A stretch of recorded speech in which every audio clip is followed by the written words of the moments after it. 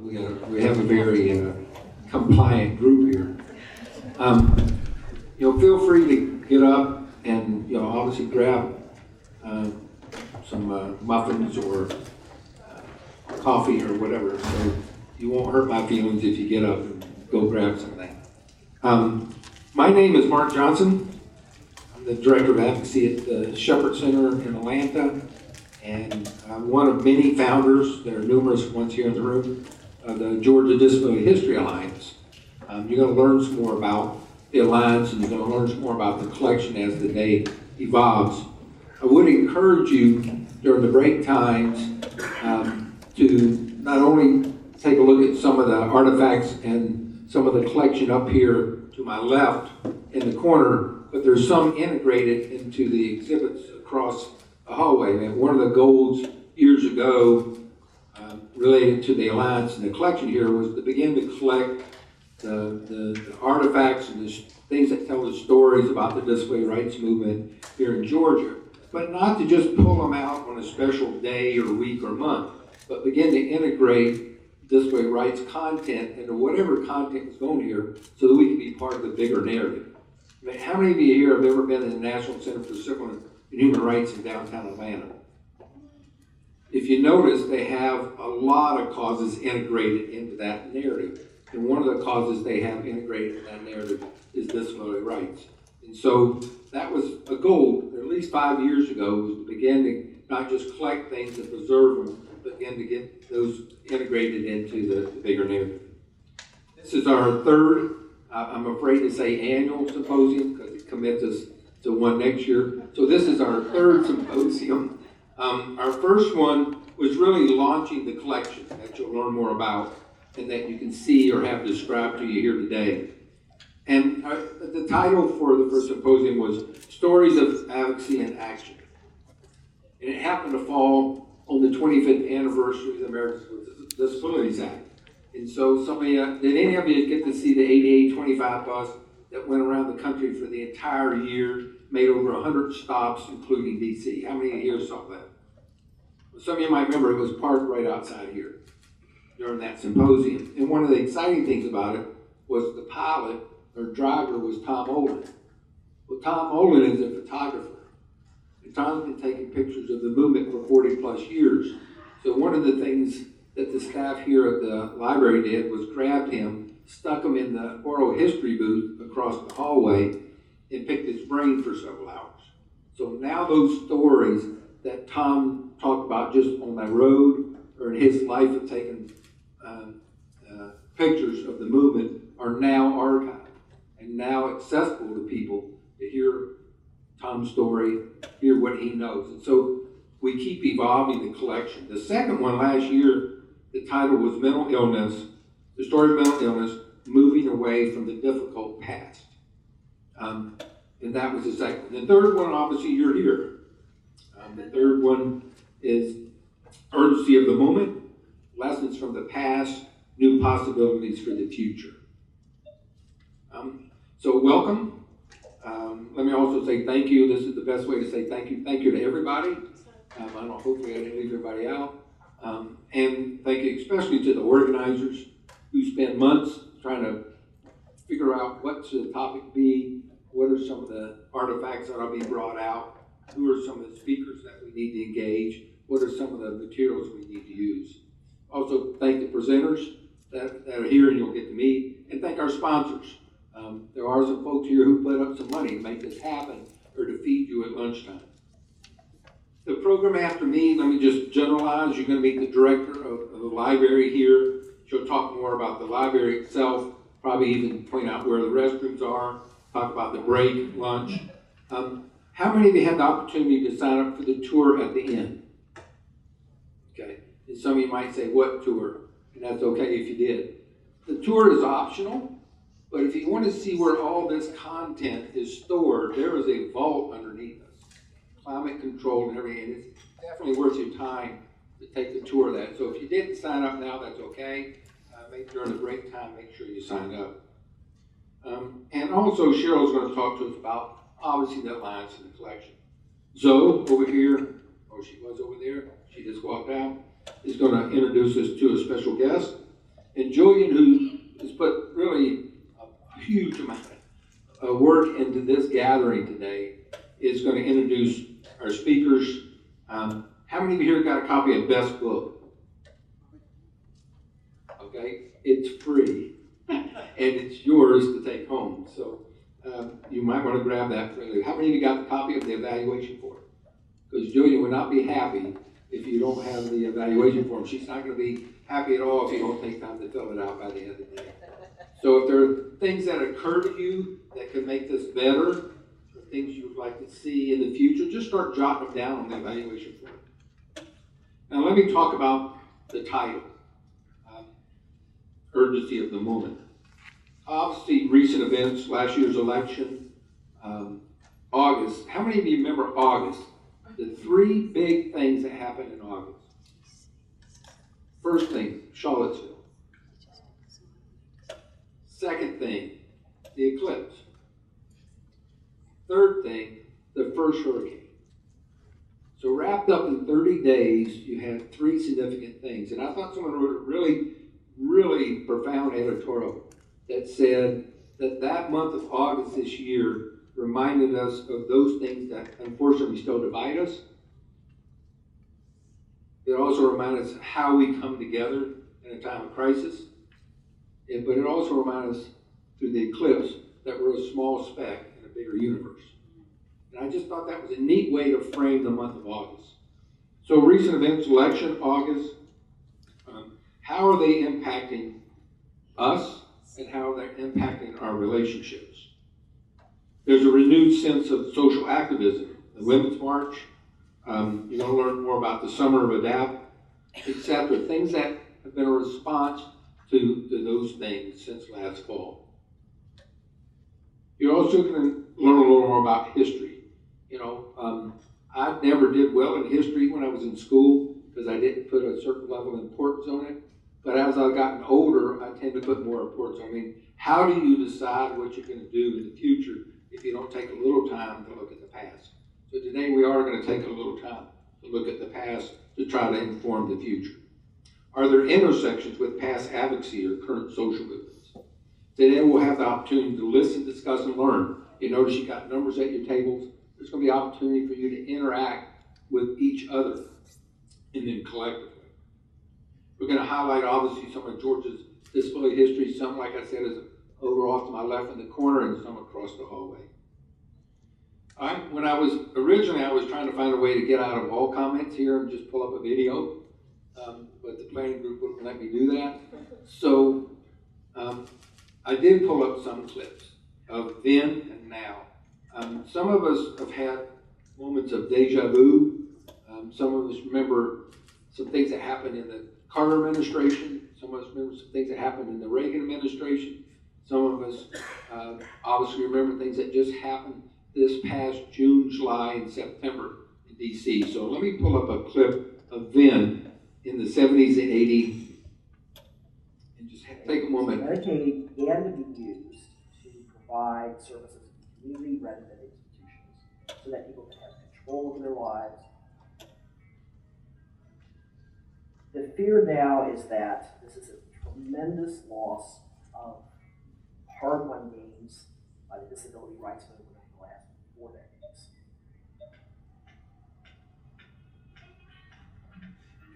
On April 5th, 1977, 500 to 600 people in wheelchairs with walking canes and hearing aids stormed the regional office of Health, Education, and Welfare in San Francisco.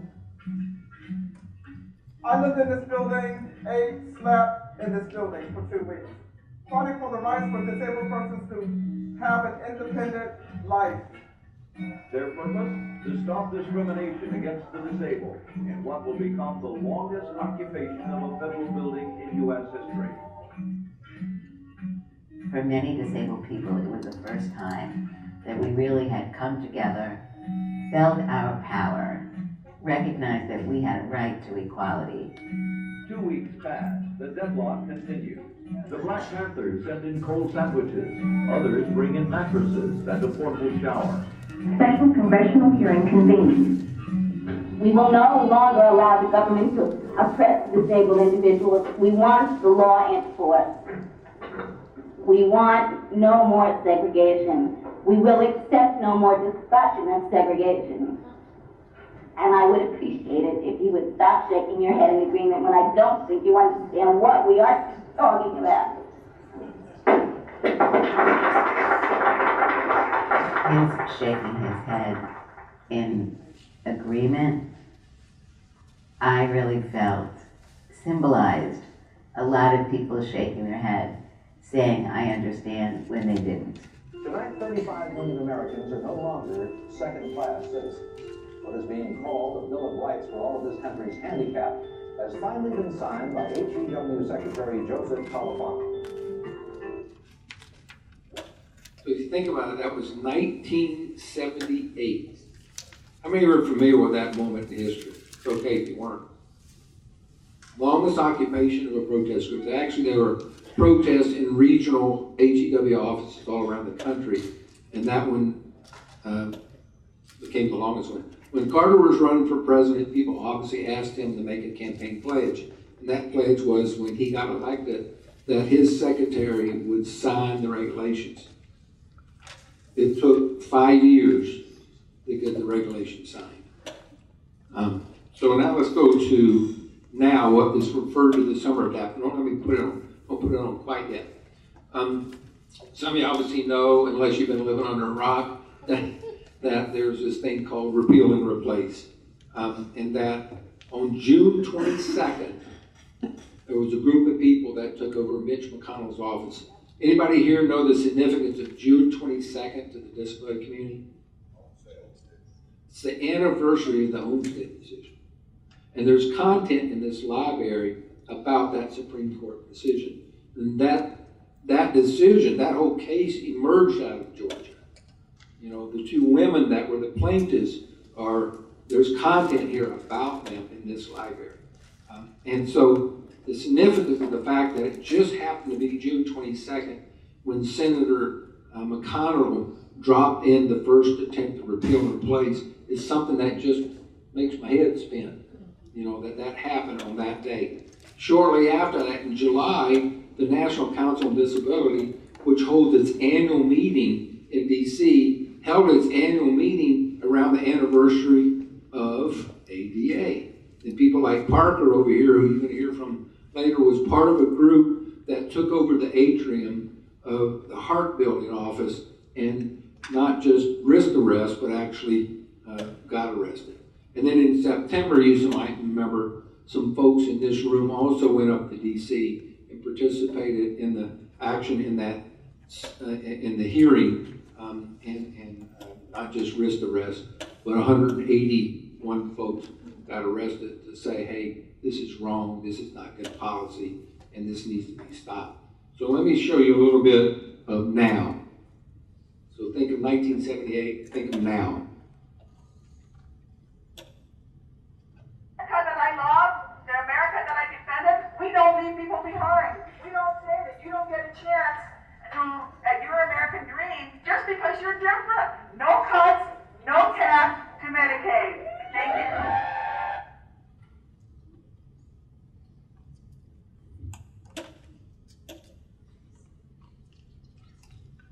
I apologize for people who don't watch MSNBC, but But it was today, but it was good video.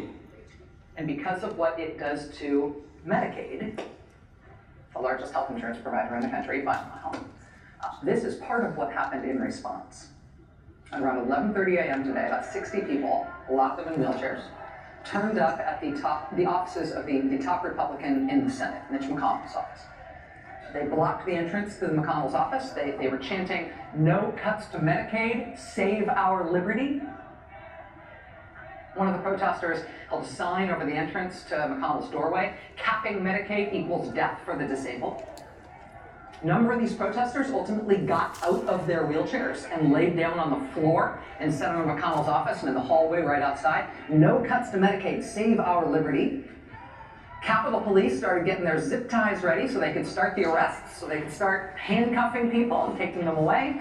You can see here one of the protesters who was lying on the floor in Senator McConnell's office was picked back up and placed back into a wheelchair to be removed off the premises by Capitol Hill Police.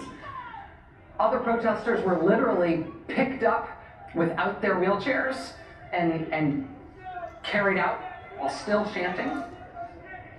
This one young woman who's seen here wearing a breathing tube, she was also arrested by Capitol Hill police. You can see her being directed out of the building by those police. So I just started looking and Googling some things, and I ran across a YouTube video of Ed Roberts. Anybody in this room know who Ed Roberts? Okay. You know, Ed Roberts is considered, he's no longer with us here on this earth, but obviously his spirit lives. Ed was one of the basically grandfathers of the independent living movement. Polio. Ed was initially denied voc rehab services because of the severity of his disability. Long story short, Ed ultimately became the head of the same agency that denied him services. Ed was featured on 60 Minutes one time, and the title of the session was called Mr. Ed. And one of the great memories I have when I met Ed was some poster series he had. And because Ed used, oxygen or whatever, he would actually, back then, he would pump up on his oxygen before he'd speak, so he would have enough capacity to speak. And so some people would obviously, and to this day, sometimes talk about people who need that level of technology or assistance as vegetables. And so Ed had this great poster that said, "I am not an artichoke." So that was his kind of humor. So I found some of his YouTube video of him doing a speech in 1981 about the moment, the urgency of the moment then. And I just pulled out one little clip of that.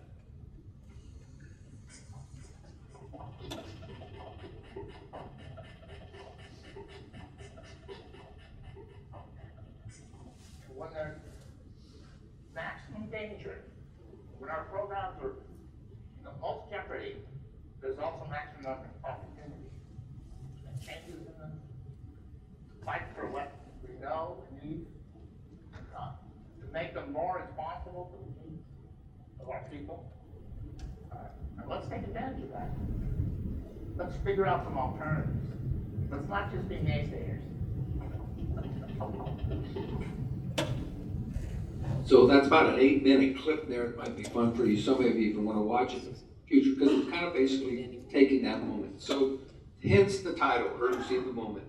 Hence the title, Looking at the Past to Inform the Future. Let me turn it over this time to Julian, but I'm going to read a quote first of all. She came across a quote and she paraphrased, not Julian, I'm sorry, Cheryl. And let me read the quote to you that's on there. Pull that original quote up.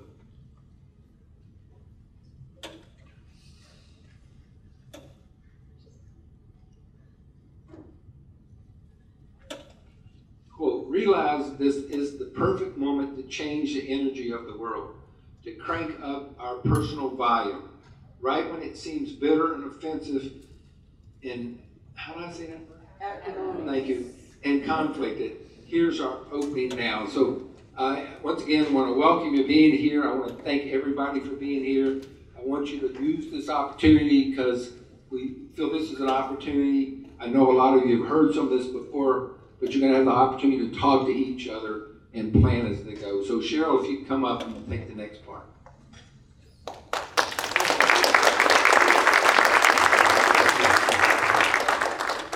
Good morning, I'm Cheryl Vogt. I'm the director of the Richard B. Russell Library for Political Research and Studies, which is one of 3 special collections libraries housed in this building. The other 2 are the Hargreaves Rare Book and Manuscript Library and the Walter J. Brown Media Archive and Peabody Awards Collection. While you're here, I hope you'll take the opportunity, as Mark said, to look at the galleries on this floor. And please, I encourage you to sign up at the registration desk for the tour that will be done this afternoon of our high-density vault. It is the highlight of any tour in this new building. And we keep saying new building, it's about 5 years old now, but it feels so good to be here that it really has that newness quality to it.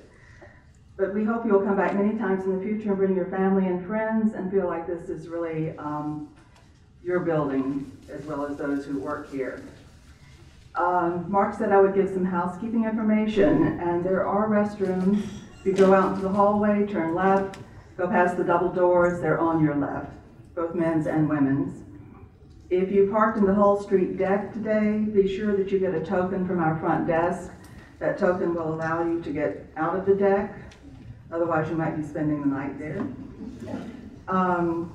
We also have the coffee and tea service and some pastries this morning. We won't have another break until 11:30, so like Mark, I encourage you to just come and go as you please. If you need other assistance, please talk to someone at the registration desk and we'll see what we can do for you.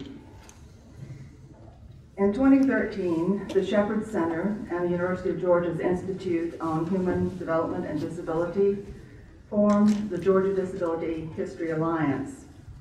The goal was to bring together Georgians interested in preserving and celebrating the state's disability history.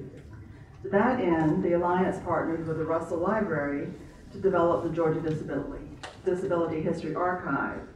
The Alliance and the Archive represent the first statewide initiative to capture and promote this history. For the archive, we want to document the vital and transformative work undertaken by disability activists, advocates, and organizations, and the experiences of people with disabilities over the past 100+ years in the state of Georgia. So we're not only collecting currently, but we're also looking to the past for older collections, and we will really rely on your help for that. Major collecting areas include, but are not limited to, accessibility, activism and social justice, citizen advocacy, independent and community living, self-advocacy, education, employment, recreation, culture, and pride. Presently, the archives consist of nearly 30 collections from individuals and organizations, and over half of these are already available for research.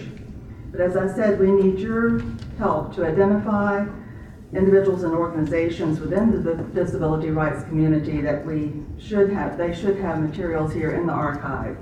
And you'll see on your table a handout about preserving the records of disability history. So please take one with you. If you don't have enough on your table, we'll be sure to get one for you. Just ask at the registration desk. Papers or materials can include correspondence, speech, research, legal, legislative, or subject files, print materials, photographs, audiovisual items, scrapbooks, artifacts, and memorabilia. The papers can be either in print or electronic format. The collections contributed to the archive are stored in this building's climate-controlled vault, which ensures their long-term preservation and security. We've also begun Georgia Disability Community Oral History, and we already have 16 interviews in that collection. There, again, we need your help in identifying people whose oral history we should give. These collections support academic research, teaching, public programming, and exhibitions. By providing primary sources for the study of disability history, we can move from a medical framework of understanding to the full spectrum of human variation. Knowledge of disability issues can be useful for anyone who works with or provides products and services to the wider community. Through access to the Disability History Archive, students in a wide range of disciplines will understand the importance of advocating for individual rights, funding, and reform. They will be in better positions to challenge the barriers which may prevent disabled people from participating fully in their communities by promoting the ideals of inclusion, independent living, and community integration. For today's event, as Mark said in the front corner, Brandon Piechko on our staff has installed an exhibit that represents the archive, and the items are drawn from recently acquired collections, those of Annette Bowling, R.L. Grubbs, Doug Hatch, and Beverly Benson Long. I hope you'll take time to look at that today. We also encourage you to consider if you or someone you know has something to donate to the archives, and give us a call, and again, I refer you to the handout for our contact information. Most of all, we at the Russell Library appreciate your attendance at this third annual Disability History Symposium. And now it's my pleasure to introduce Dr. Zoe Stoneman, who many of you know, and she is the director of the UGA's Institute for Human Development and Disability. So.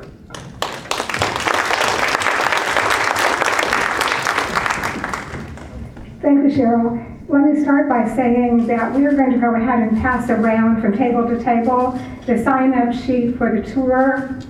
So when it comes to your table, if you'll please move it on, and we'll just let it float through the room.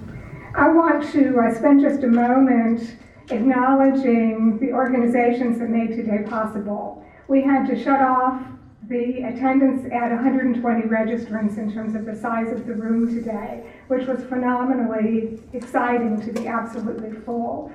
We are primarily sponsored by our institute and the Russell Library in collaboration with the Georgia History Alliance. But we have a number of other organizations that have stepped up to the plate to make today possible. One of those is the Georgia Council on Developmental Disabilities, which is providing us with one of their small conference grants. Also the Albany Advocacy Resource Center, Easter Seals of Southern Georgia, the Center on Leadership and Disability at Georgia State University, the Georgia Microboards Association, and the Center for Social Justice, Civil and Human Rights here at the University of Georgia. And I would like to introduce Donna Meltzer, who is here with Eric Jacobson, the director of the Georgia Council on Developmental Disabilities. Donna, if you just wave your hands or stand up and let folks know who you are. Donna is the CEO currently of the National Association of Councils on Developmental Disabilities, which basically is the group for all DD councils in the country to come together for action, for planning, and for collaboration. I knew Donna back when she was the policy person and legislative person with our National Association for Centers of Excellence on Disability. She's held a number of leadership positions nationally, and we are just delighted to have her here today.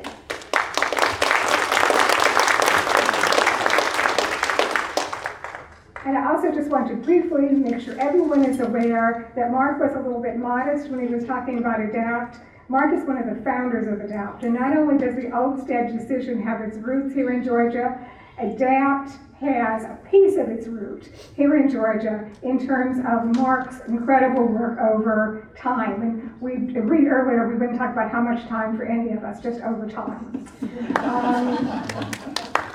Yeah. Now let me introduce Joan Grable, also from the institute, our institute, who will introduce our speakers for today. Thank you.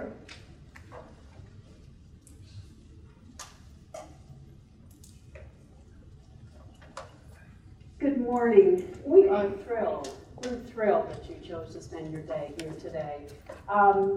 This event had many, many people help plan. I'd love you to raise your hand if you helped plan the event or you're a group facilitator. Just to raise your hand and let everybody see the hard work that came together to produce this day.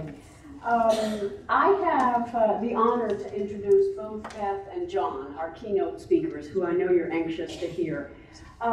This is a very, very difficult task. No matter what I say or how much I say, it's not enough for the contribution that Beth and John have made to many, many of us in this room and to people all over this country and the world, has impacted our path we've chosen to follow. And Beth and John, personally for me, lead me in being more curious about myself, about people in my community, my communities that I come to know. And so their gift in curiosity to me is one of the biggest pieces I carry with me from their work. I have known Beth as a friend and colleague for 35 years, so as you can imagine, it's pretty hard to introduce someone who's been a good friend, and I'm indebted to Tom Kohler to helping me draft my introduction for Beth and John. Beth is a gift giver. The book that was mentioned that you can pick up as you leave is a gift from her called Building New Worlds. Beth relatives go back generations here in Georgia. She grew up in Georgia, both in South Georgia, her relatives in Metro Atlanta. She was the first woman to earn her PhD here in political science at UGA, and she was the first person to involve real people in her research. So she's a groundbreaker in many ways. Beth has made New York City her home for the last 25 years. She's an example of someone who's been mentored and encouraged by both John O'Brien sitting next to her and John's wife, Connie Lyle O'Brien. Beth started in 1974 as a VISTA volunteer in the Ben Hill County Training Center in Fitzgerald, Georgia. And she was also a Mercer University student. She and a small cadre of other people in Georgia are the originators of person-centered planning.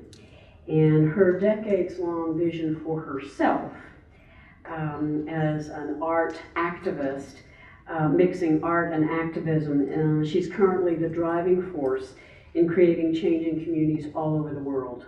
Her recent passions have led her into the streets and public housing communities in Harlem, and as is her way, she finds and creates beauty and connection with others. So I give you Beth Mount, and thank you.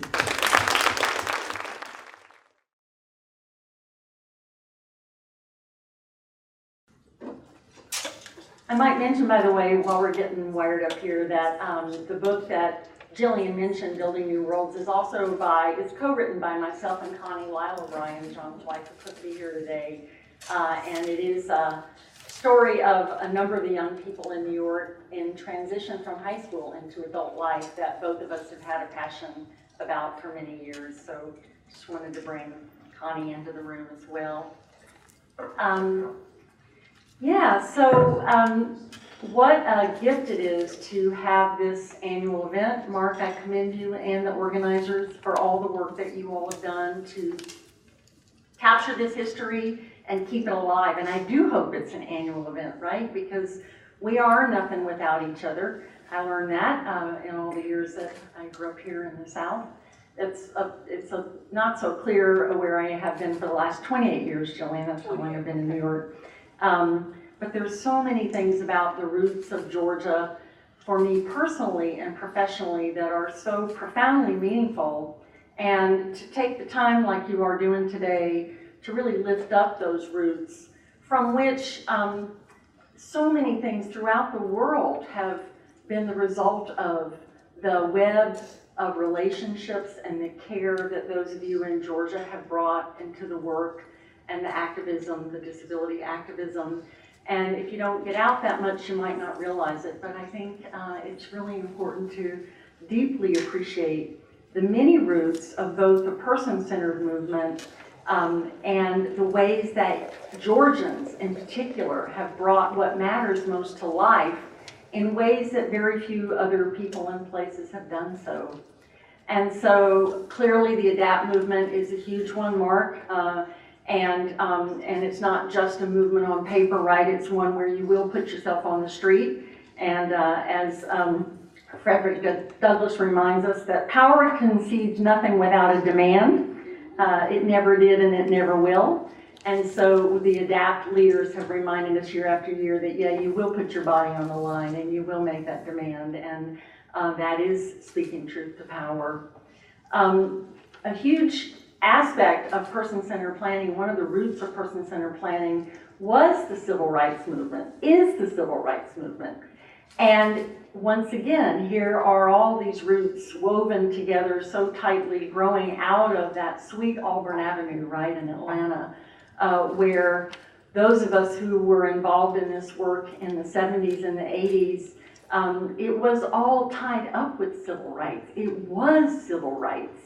And that's one of the roots, one of the threads of the work that's so easily gotten lost as these ideas have permeated and moved to other places. One of the things that is a great concern for us are the ways that person-centered planning has become clinicalized.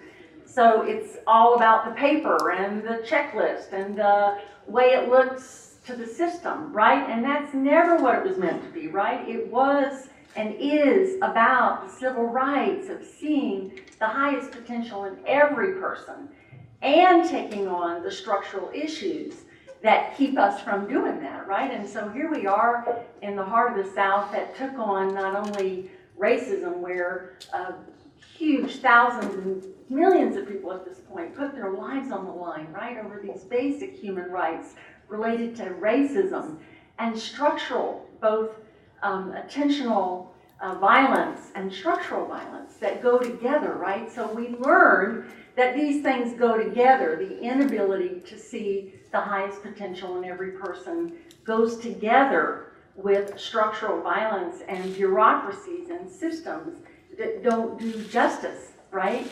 And so from the very beginning, person-centered planning was a way to change services, to change the system.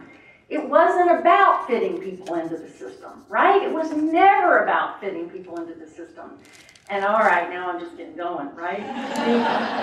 Because more and more, everywhere you go, that's all it is. And people just checking the box and, you know, like, well, we don't do that here. Well, if you don't do it, then start to do it. You know, that was the spirit in Georgia, right? That was the life. That was where the work was. You did it. It was a fierce urgency of now, right? It wasn't just an urgency of now. It was a fierce urgency of now.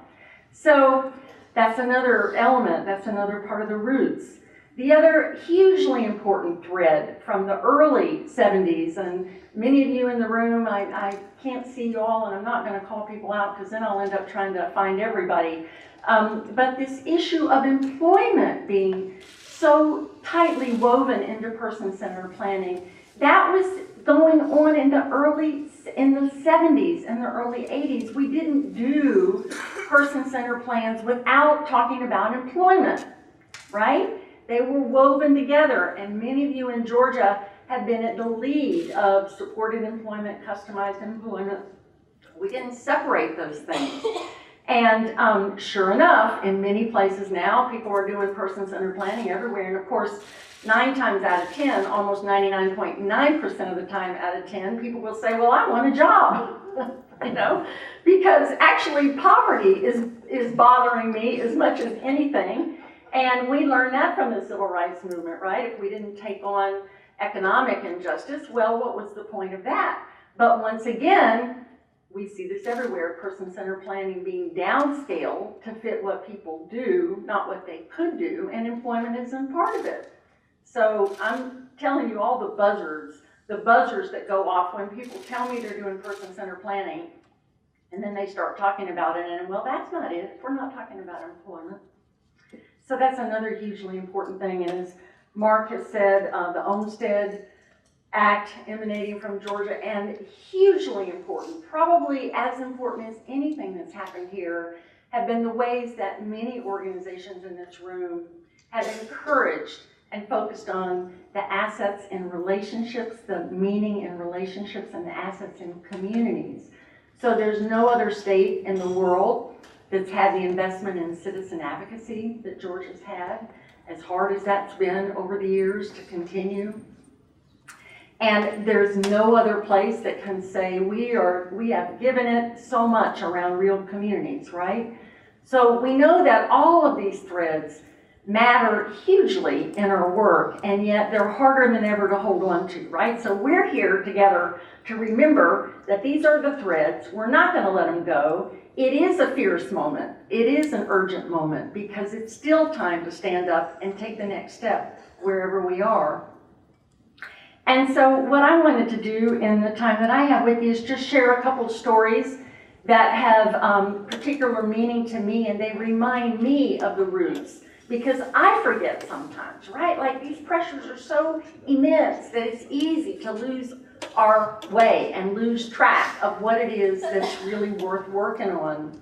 And the one thing that nobody can take away from us ever, ever, ever is our attention, right? Our attention is powerful. So when we come together in days like this to remind ourselves of what matters, we can go out and give ourselves again to the things that we know will maybe make the biggest difference. And so these are a couple of stories that help me remember and help me stay focused. I want to see if this is that working? I'm going to stay, okay.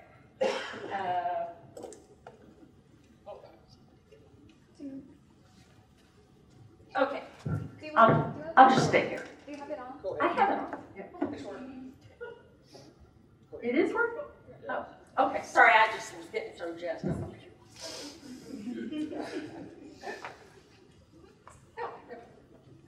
Okay. How's that? I'm good? All right. See, I got more degrees of freedom already. That's what everybody wants to walk out of here with.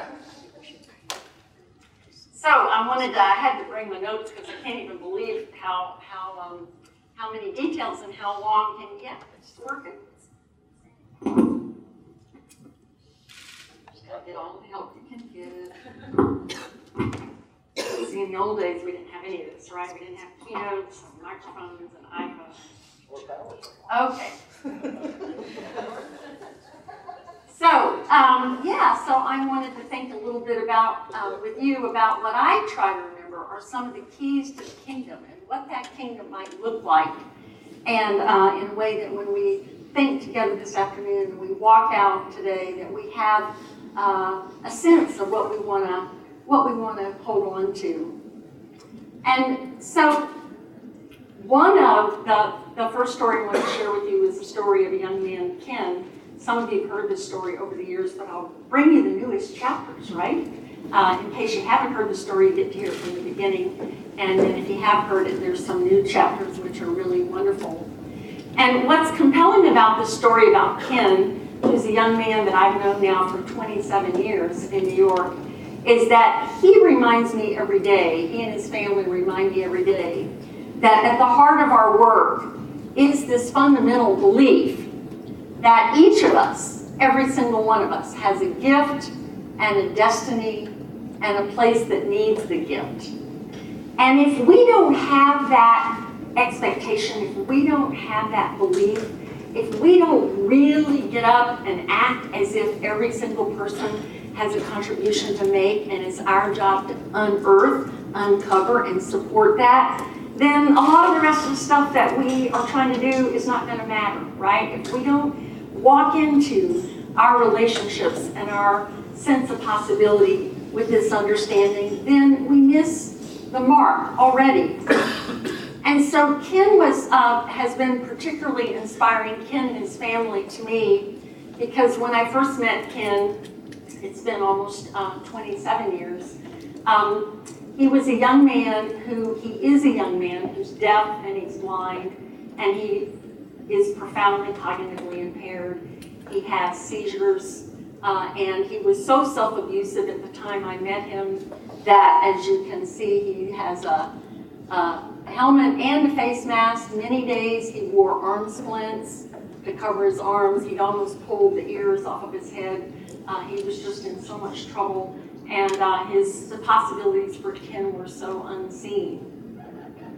And as we know, many people that we know that we've had a chance to walk with have had chapters like this, but they weren't captured by Life magazine. So Life magazine did a story on the institution that Ken was in, and his mother gave them permission to do the story because she was hoping it would be a great story, and this is what came out of it.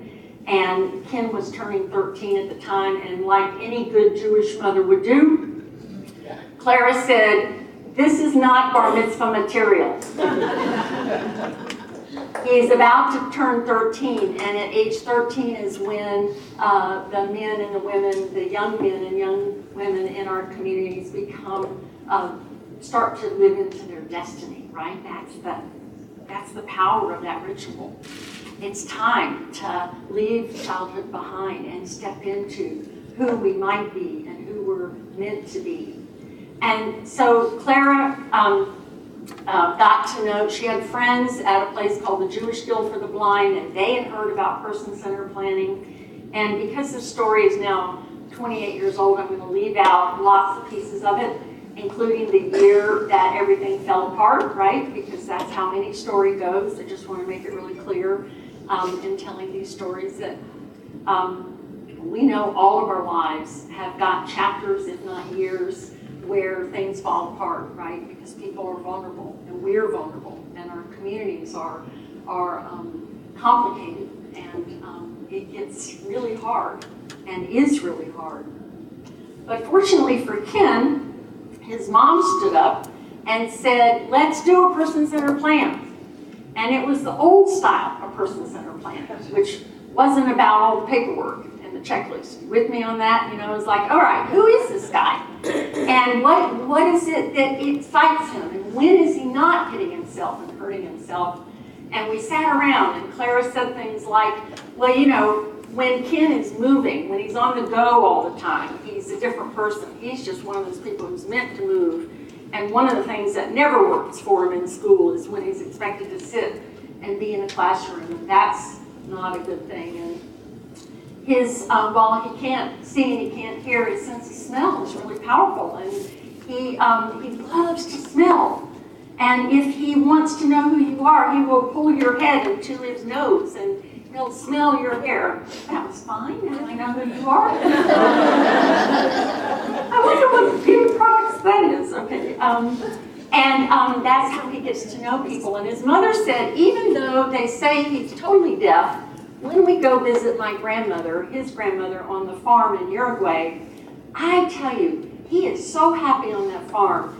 I know he can hear the sound, high-pitched sounds of chickens and the roosters. And I know that when he's around animals, he's like a different person, right? Now these are threads, right? These are what I've come to understand as the soul's code, in a sense. The soul is talking to us, talking to every one of us. And so Clara and the teachers, she had brought Kenny out of the institution and to this school at Lincoln Center in New York City, and the teachers started to think really hard. They got him out of the classroom, got him into Central Park, right? It wasn't exactly a farm, but it was a place to move, and where there was a lot more going on, and one thing started to lead to another. And one of the principles, one of the threads of person-centered work is to look really close to where you live. Look at what's within walking distance. Ken was on a bus for almost 2 hours in the morning to go to the Jewish Guild for the Blind. And so we started looking more closely in Queens, where he's lived with his parents for his whole life. And turns out, Clara had said, I really think, you know what I really think is Ken would be happy on a farm. And turns out that, so we've talked about finding the key. You're getting a little foreshadowing here, a little chicken, rooster. Sorry, I got my that's a rooster, right? Chickens in the other hand. Well, it turns out that there is a farm in Queens. It is a 200-year-old working farm. And it was 5 minutes from where Kenny lived his whole life, right? It's been there the whole time, right? It's been there 200 years, 400-acre farm. You see, can you see the high-rises behind it? There it is, though, 200 years. And you know what this is right here? Chicken house. A chicken house. And that was the beginning of finding a place that needed the gift. And one thing has led to another. It's the Adrian's farm. And, oh, well, I meant to say, when there is a farm in Queens, it is considered a museum, just so you know. This is New York, and it is the only working historical farm in New York City. And by the way, they have about 10,000 young people from New York City schools that come through there every year to learn about farming and to meet animals, which they've never had a chance to do. And as it turns out, there was a chicken coop there, and there was something that they really needed done because there weren't enough hands on deck to get the eggs out from under the chickens. And so Kenny began his career 1 hour a week on Saturdays, right? That's one thing about finding the key, is it doesn't come to us in one big chunk, right? It comes in little tiny clues that if we can gather our resources, we build up over time. And I just love this picture for so many reasons. It includes Ken and his direct support professional, Arnie, who had come to New York, like many DSPs, to be an actor, but that wasn't going too well. So he'd gotten a job as a direct support professional. And Ken began his job at the farm 2 hours a week while he was still in school. And by the time you see, this is Arnie, is a worker, it's 2002. And it's moved up to about 10 hours a week. And those chickens, you know, the more you get the eggs out from under them when it's time, the more eggs they lay, right? I didn't know that, I'm saying, right? But that is the case. Everybody was worried about the eggs and how fragile they'd be. Turns out Kenny is really delicate with the eggs. The chickens are another matter. Right away, he figured out that if they were in the way, he would throw them across the coop. And the good news is chickens are really fast learners, and as you can see, they learn now to just get out of the way. When this dude walks in, they just get out of the way, and it makes his job a lot easier. Well, one thing has led to another. And it turns out that it's hard to read this, so I'm going to read this to you because I just think this is so funny. That Ken's attention to getting the eggs out of the chicken coop has turned into kind of a sensation in Queens. Now, what do I mean by that? The eggs are now rationed from the Queens farm. Egg sales are every Wednesday through Sunday, starting at 12 p.m. on a first-come, first-served basis. Only 1 dozen per customer, okay? And it says here in fine print, please note that eggs may not be reserved or pre-ordered under any circumstance. Numbers may be taken at 11:55 and are called at 12 p.m. So you gotta take a number to get a dozen of Ken's eggs. And our egg availability is limited and often our supply runs out in minutes. Thanks for your understanding. They've built another chicken coop since Ken came to town. Well, I'm happy to say he's been there now for 17 years. He works 30 hours a week. He does more. It's really difficult to see this because of the backlighting. These are all the different animals that are directional signs to different animals. And in addition to taking the eggs out, Ken does all kinds of things. He works in the greenhouse, and he takes on a goal every year that is established by his friend Marty, who's been at the farm for many, many years. I'll tell you about that in a second. So he was fortunate to connect to a place, and he's been there 17 years. And this is Marty here. Marty's been at the farm almost since it was founded 200 years ago. Marty is the director of education for the farm. He's the one who leads 10,000 young people through the farm every year. Marty goes out of his way to be sure that every group meets Ken.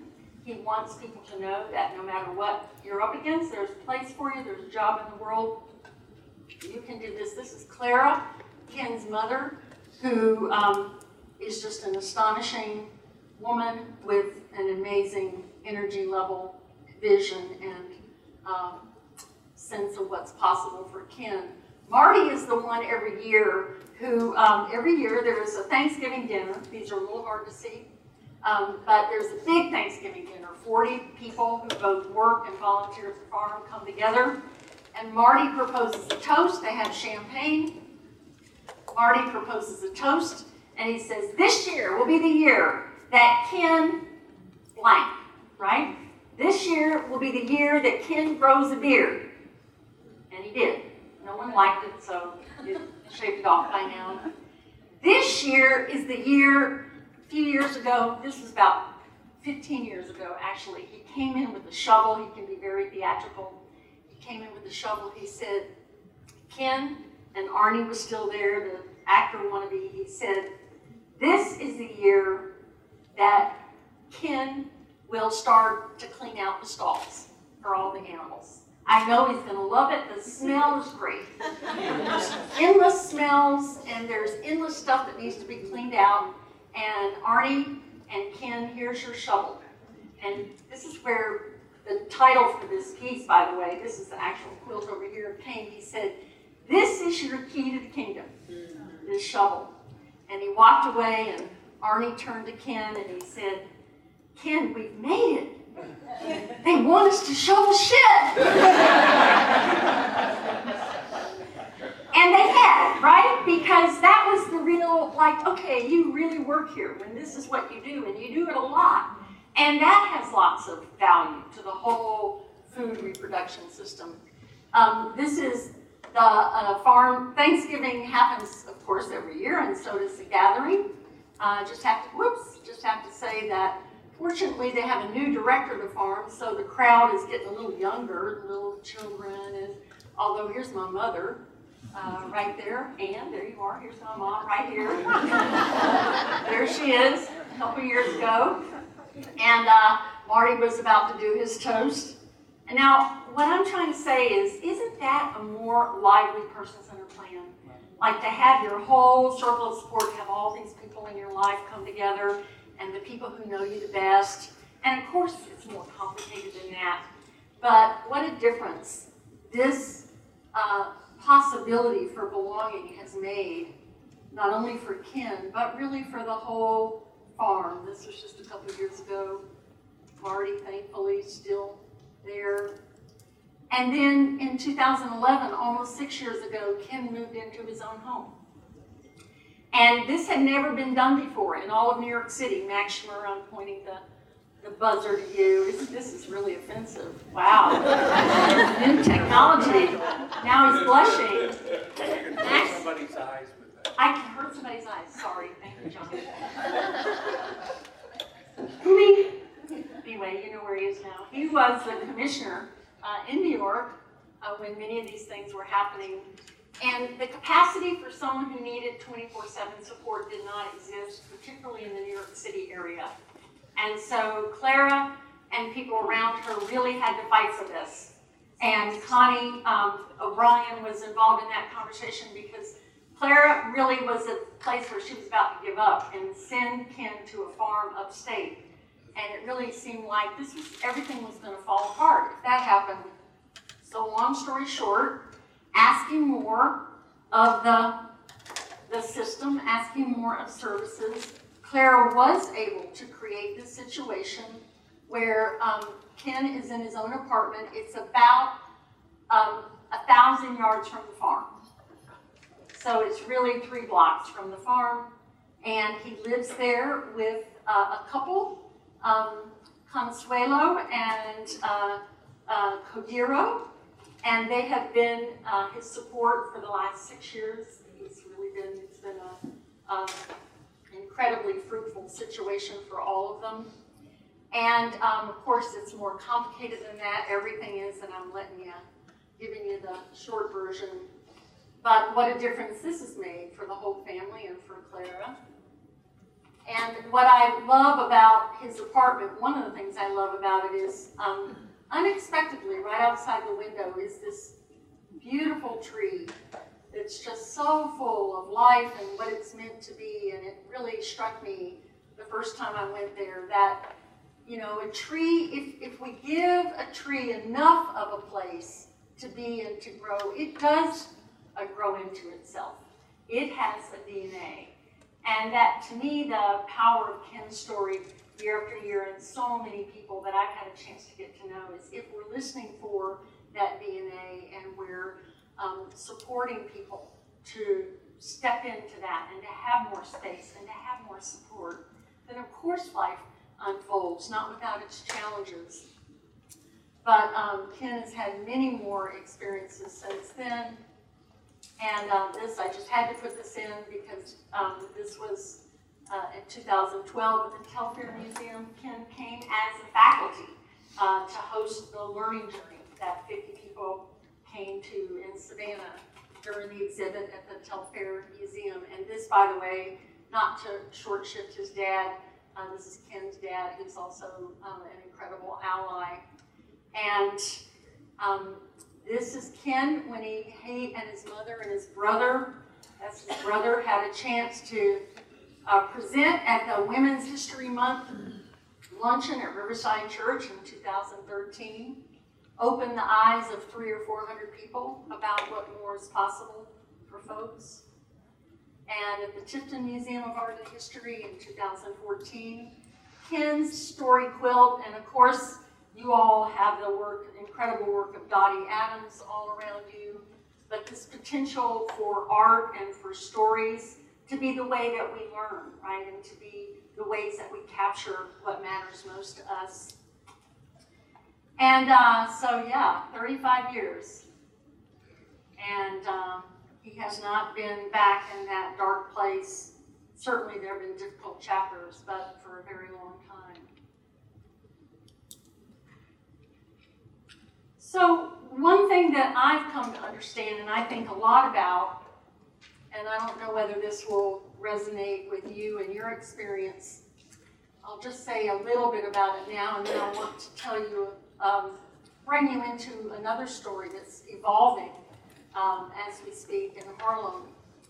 But what I have been thinking a lot about is that if we can, that there is this soul's code, there is this DNA, there is a pattern language that offers us clues to the highest potential of every person.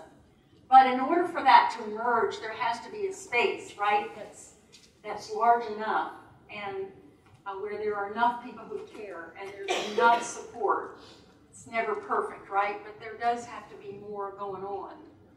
And that what I've learned from Ken is what it's like when the family is actually the force for change and they find enough allies in the service system. And in Ken's situation, it started with his teacher and the principal of a high school, and then it became an agency in the city that had never offered that kind of individualized supports. And to be honest with you, they still don't. But because, demand made a difference, and many others have since then, many other agencies have developed their ability to offer individualized supports.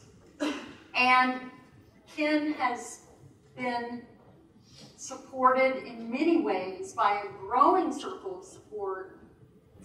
But these are the actual people who are there on a weekly and monthly basis to solve real problems. And I say that because one of the things that's happening as person-centered planning is adopted by systems all over the place is people are required to be in people's circles of support. I don't know, has that happened here yet? I hope not. But it's an interesting thing. Every year at the farm, there's always someone at the table. I try to meet everybody there. I try to go almost every year, and I try to meet people. And I always meet that kind person who is a service coordinator of some sort, or and I've usually never seen them before because they've never been there before. And I've learned now the hard way that I will probably never see them again because they kind of come in and out. And I consider that to be a side of the way we talk and think about circle of support that isn't part of the key.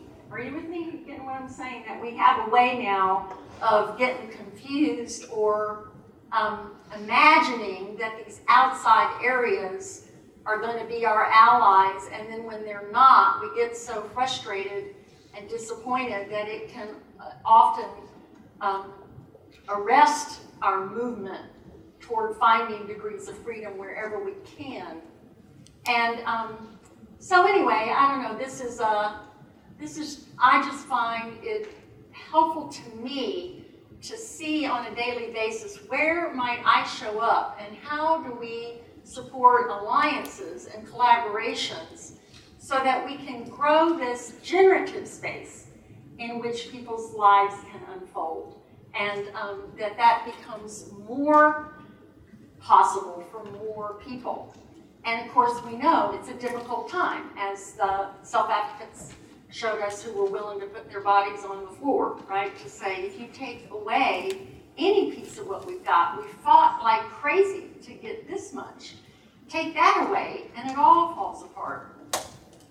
So our job continues to be, and I'm going to finish with this in another example that will just be kind of a sketch, a portrait. Our job continues to be not only to make gifts and capacities visible, and to find places where these gifts are needed, and also to build alliances that sustain contribution in whatever way we can.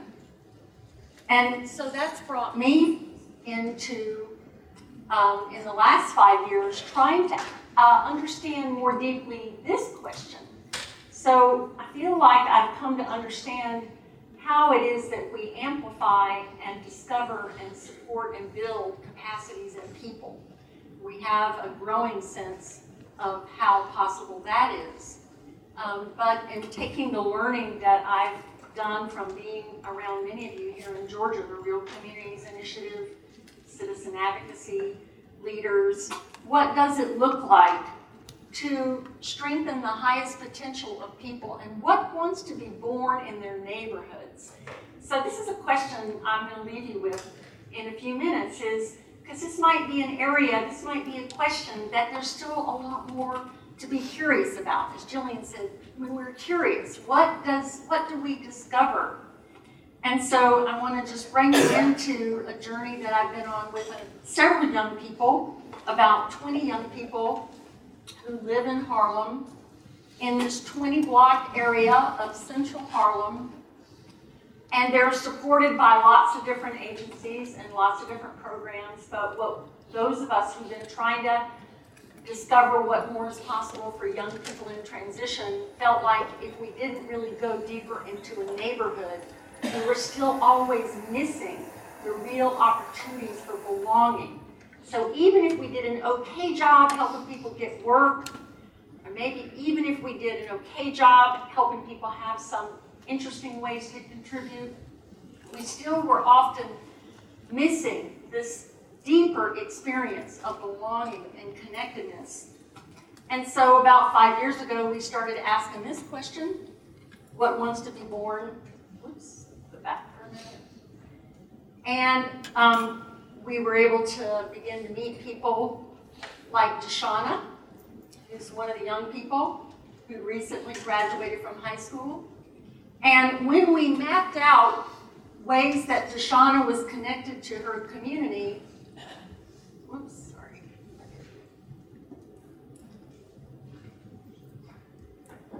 it was kind of blank, right? Because she'd been in segregated special ed most of her life, and she lives with about 8 people in her apartment, and it's kind of a complicated situation, and she didn't get out much from there.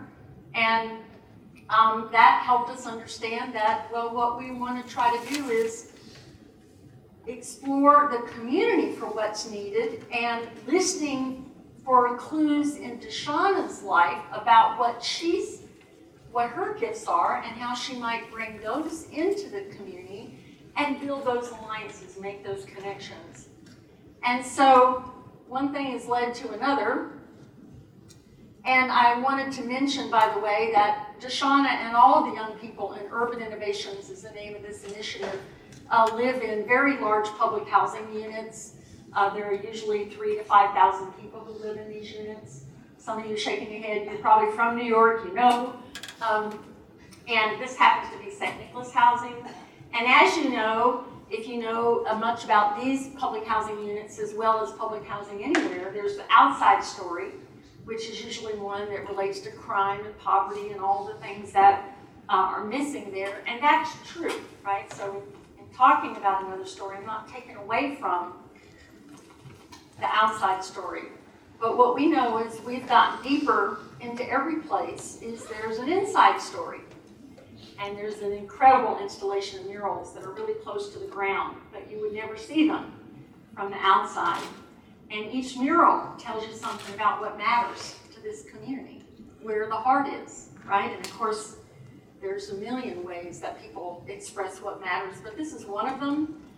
Literacy and people sharing their stories and reading together is a hugely important issue in this community, as is food justice and supporting people to have access to healthy food and safe spaces. And I could have just spent my entire hour showing you murals from one neighborhood, right, that tell us what matters in this place.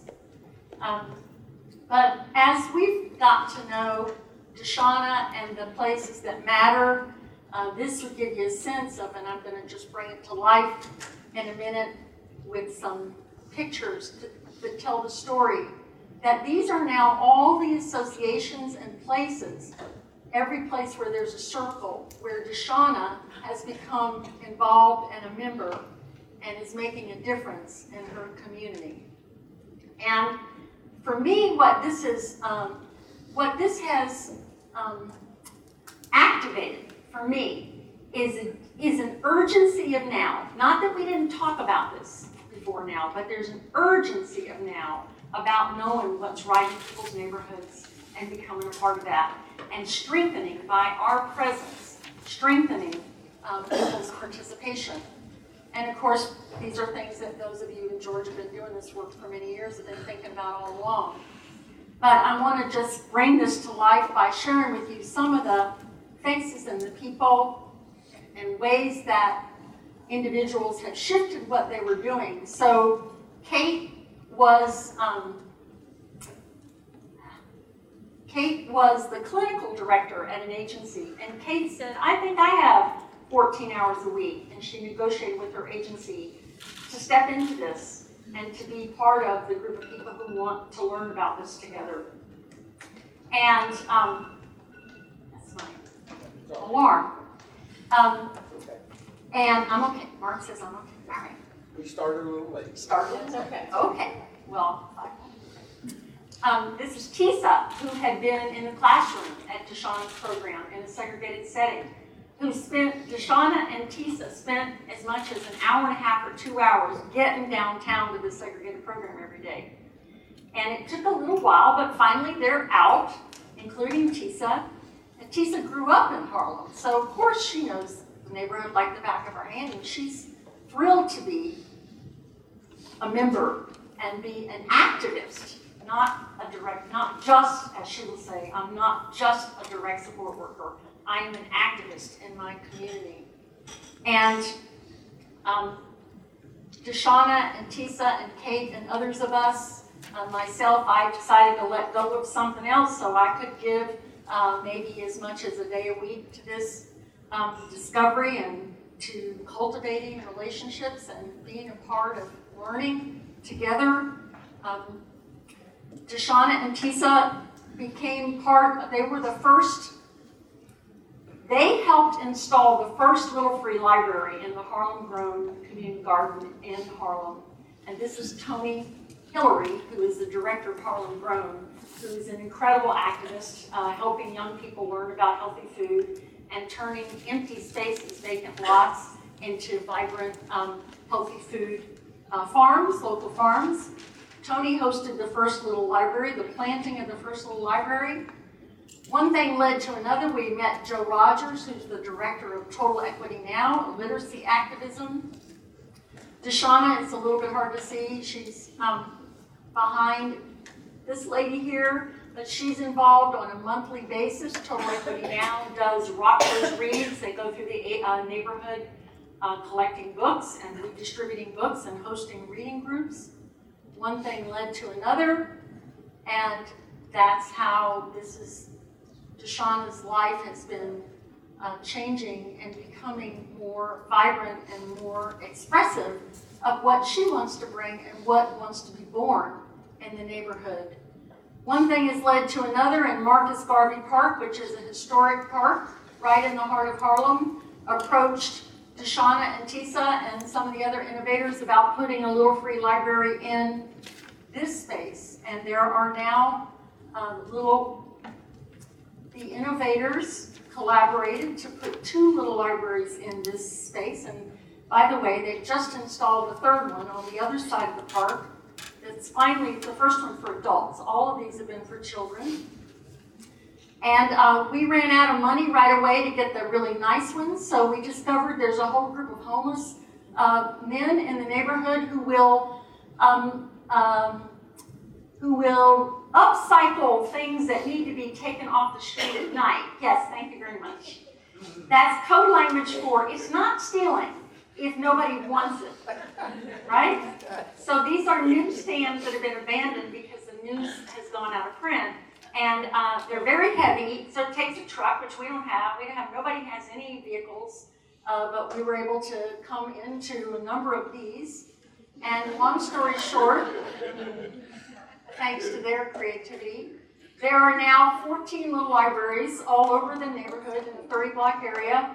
And Deshauna and her allies have distributed more than 30,000 books to local children. So when the neighborhood has a literacy idea or concern, they come to us, but it doesn't stop there. This is one of the gardens that one of the libraries is in. This is Angela Mall, who is the steward of this garden. She lives right behind it. Angela invited Deshauna in, and by the way, I'm getting this, you know how it is, once things start to go, everything flows together, it's not linear, but Angela has become a direct support professional for someone else in the initiative. So finding people in the neighborhood who would like to add to their lives, and Deshauna and some of the innovators helped build a shed there and paint murals on the shed. Another library, they started crocheting circles in the garden. And crocheters in Harlem are not sitting at their fireplace making booties. They are doing incredible installations on the fences throughout the neighborhood. Isn't that awesome? Yeah, now, all right, for all of you yarn bombing people, well, wait a minute. For all of you crocheters, you could be yarn bombing. This is your next stage. This is your next potential degree of freedom you can step into, beautifying the neighborhood that you're in by making amazing things. These are some of the instigators. Alex, who's from the neighborhood, who's an incredible fiber artist, Naomi, and Consuela, who collaborate on many of these things. And so I'm not going to, just to mention that there's a church in the neighborhood that's become a place for belonging. Deshauna leads what's called, what she calls a dream tree, where when there's a library launch or a reading circle, people make an installation together where they think together about what wants to be born in the neighborhood, and they add their leaves and their dreams. This particular one is, what part do I want to play in the revolution? And I'll finish up by telling you our latest news. So Deshauna had worked with a graffiti art group to try her hand at graffiti. And this is her rendering of Billie Holiday that she made. And it was part of an art exhibit at Carnegie Hall, and it sold for more than any other art piece auctioned that night.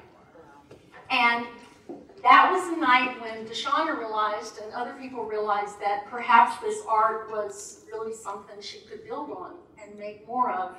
And I also just want to mention, I love this picture because this is reality. It was a tough night for Deshauna to get to that event. Things were going down, in the family, and it was snowing that night, which is, usually the reason nobody shows up to anything, right? And yet she made it, and this was like a incredible passage, and it's brought us into relationships with the women from Harlem Needle Arts, who are incredibly gifted needle arts entrepreneurs. And so Deshauna is now involved with entrepreneurs, and it's brought us into relationship with the Green Worker Co-op Network, of which there are 25 worker co-ops in the Bronx, and Deshauna and several of the innovators have created their own co-op called Revolutionary Seeds, and they are part of this co-op initiative. And one thing has led to another, and this is some of the artwork. It's kind of a mashup of people's gifts, their poetry, their collage, what matters to them. It's brought us into a course at Columbia University on small business development, and Deshauna is not remotely interested in the business side. She just wants to make her art understood. Chris is more interested in the mentoring that Columbia Business School offers, and it's brought us into relationship with Lawrence King, who is our business advisor, and he's helping people really sort out what does it look like to do this and make money.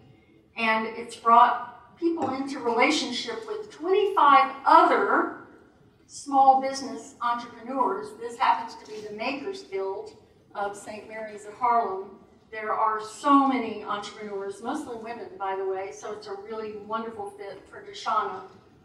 And one thing is leading to another. And so what we've had a chance to understand, and just really in many ways just barely understand, is if we go in and enter in to a place with the curiosity about what wants to be born there, just like the capacities in people, we will find things that are just, and there's just an incredible fabric. And people will say, well, yeah, but that's Harlem, that's New York City, but we have seen that, you have seen that.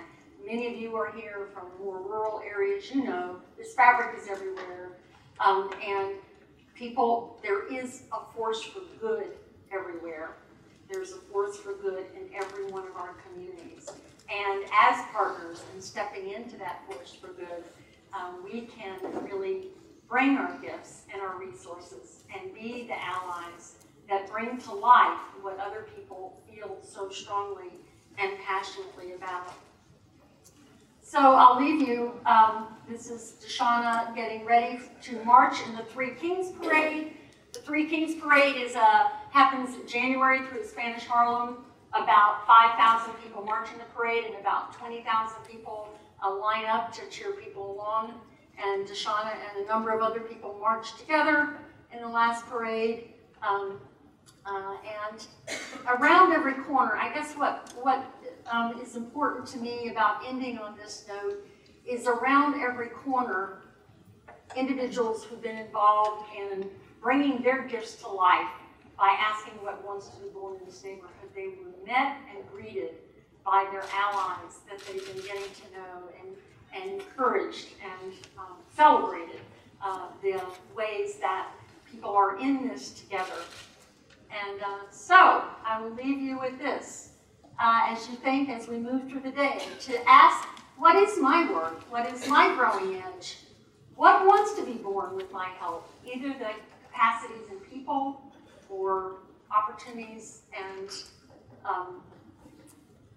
assets and possibilities in the community. And what is the story that you will have to tell, that you have to tell now, and that you'll have to tell in the years ahead. And that's the future that we're here to call into, right? What is the story, no matter what we're up against and how discouraging it gets, what is the story that we're here to step into, to make bigger, to bring life in, because we're here and this matters, and now is the moment. It is the fierce urgency of now. So, onward, Georgia.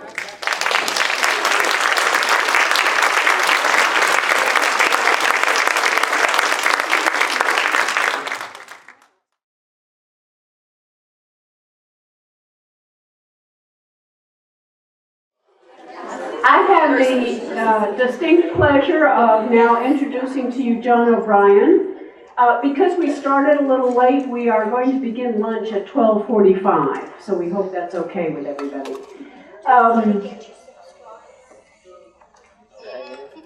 I have served for many years on the board of Citizen Advocacy of Atlanta and the CAB, and many of you know Citizen Advocacy in Georgia. It is one of the birthplaces of citizen advocacy. And John O'Brien has been involved in so many things all over the world, but particularly in Georgia. He was central to creating and designing citizen advocacy in Georgia in the 1970s, and one of the original planners of the Georgia Advocacy Office, the system of protection and advocacy in Georgia. John's one of the wisest people I know. He asks questions that always help me discover something that I never saw, never thought of before.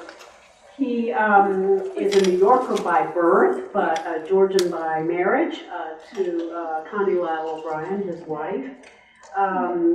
John and Connie are world-class listeners and travelers, have read deeply and widely and have published hundreds of books, articles in a variety of languages. They've been mentoring and encouraging people both in Georgia as well as all over the world for over 40 years. And John spent much of his life, in fact, on the road, listening and learning, creating questions and nudging people towards a more free and open and respectful way of being with each other.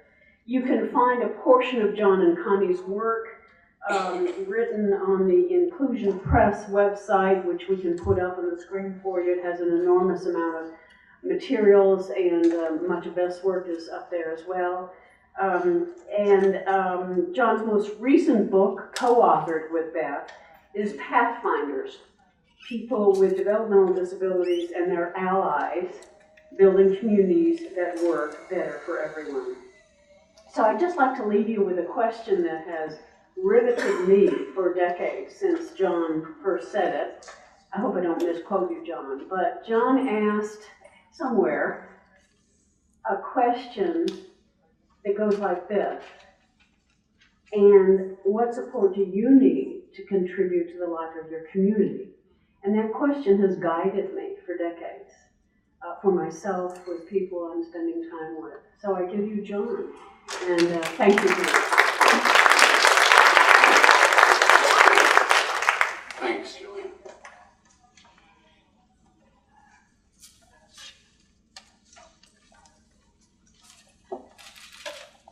I'm happy to have this time. A couple of disclaimers. These people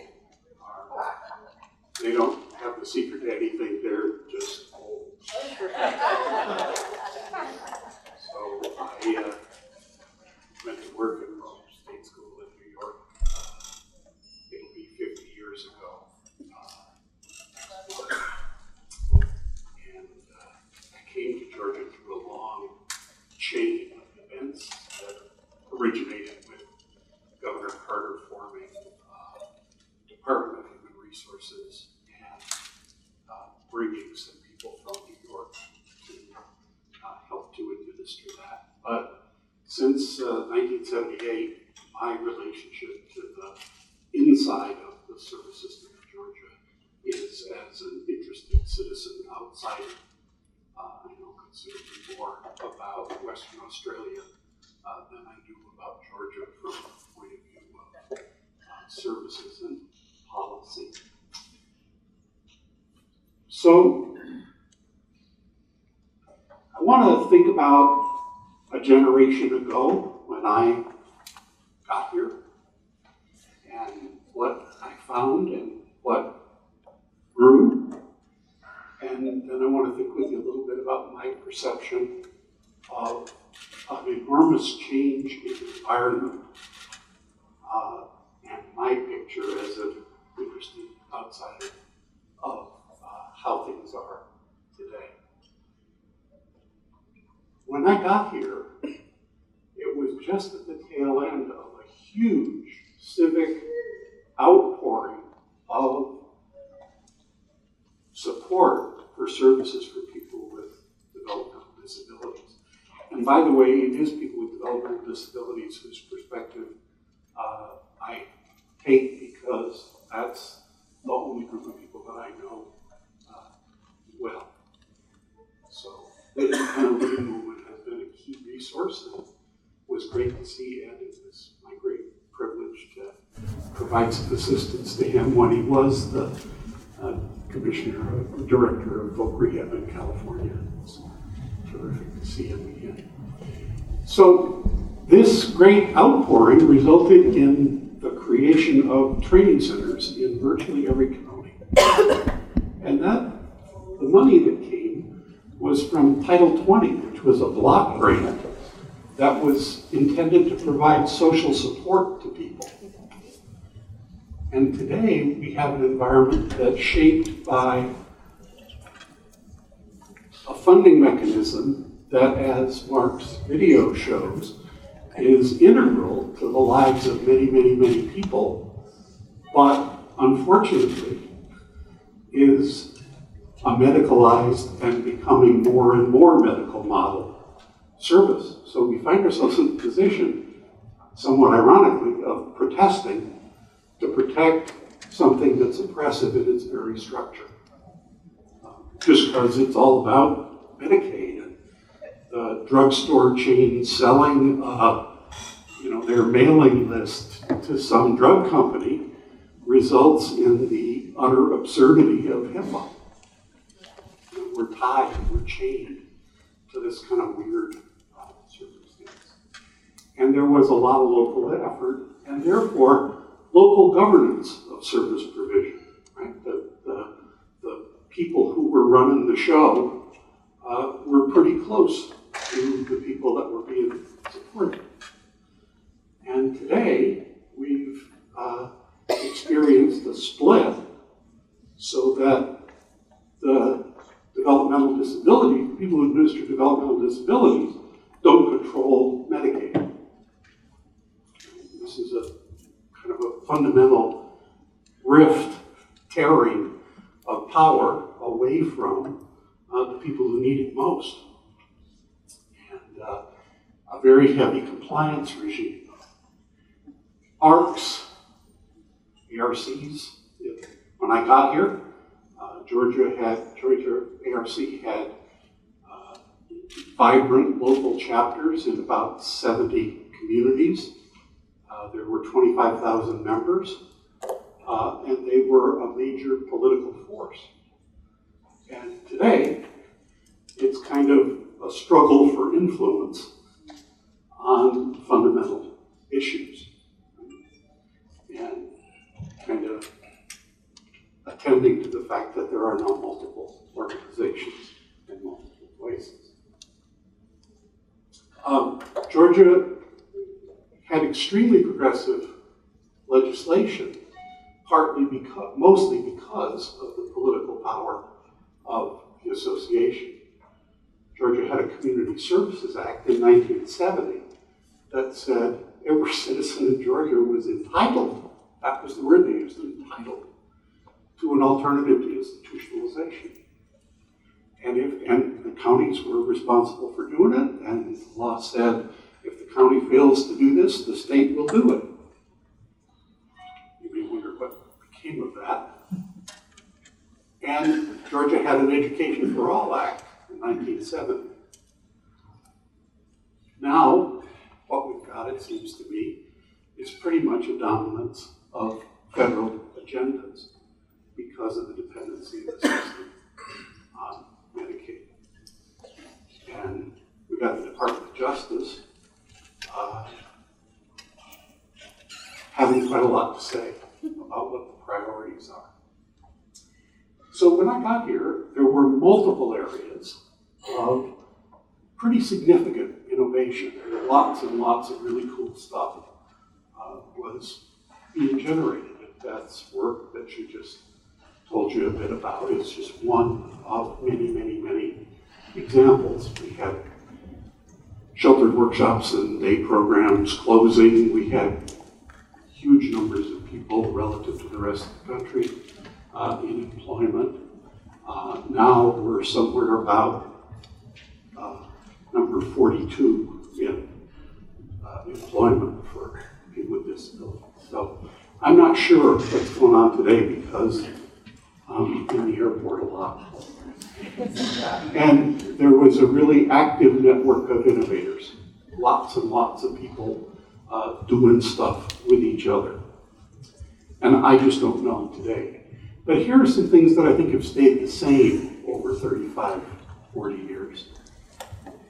There's chronic underinvestment in our system. The line at the top is fiscal effort in the United States. And Dave Braddock measures fiscal effort by taking the total personal income that the IRS collects on, and then dividing it to give us a sort of dollars per thousand of every citizen in Georgia.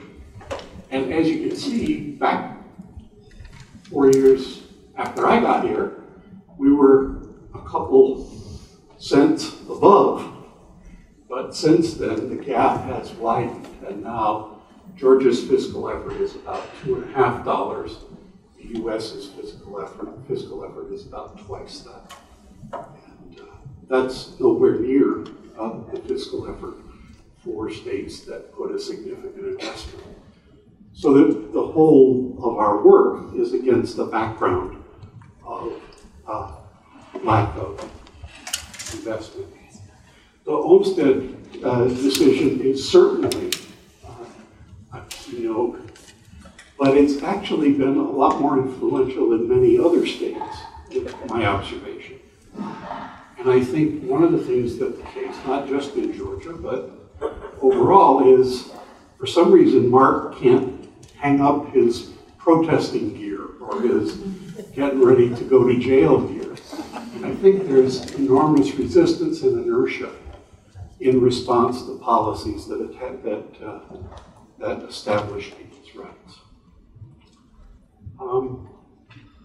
There is a tenacious attachment to segregation and subjugation. These are just two articles that came up real quick. They're both trying to make the case for why we need to keep the institution. Deaths in the community and bad stuff and so on and so forth.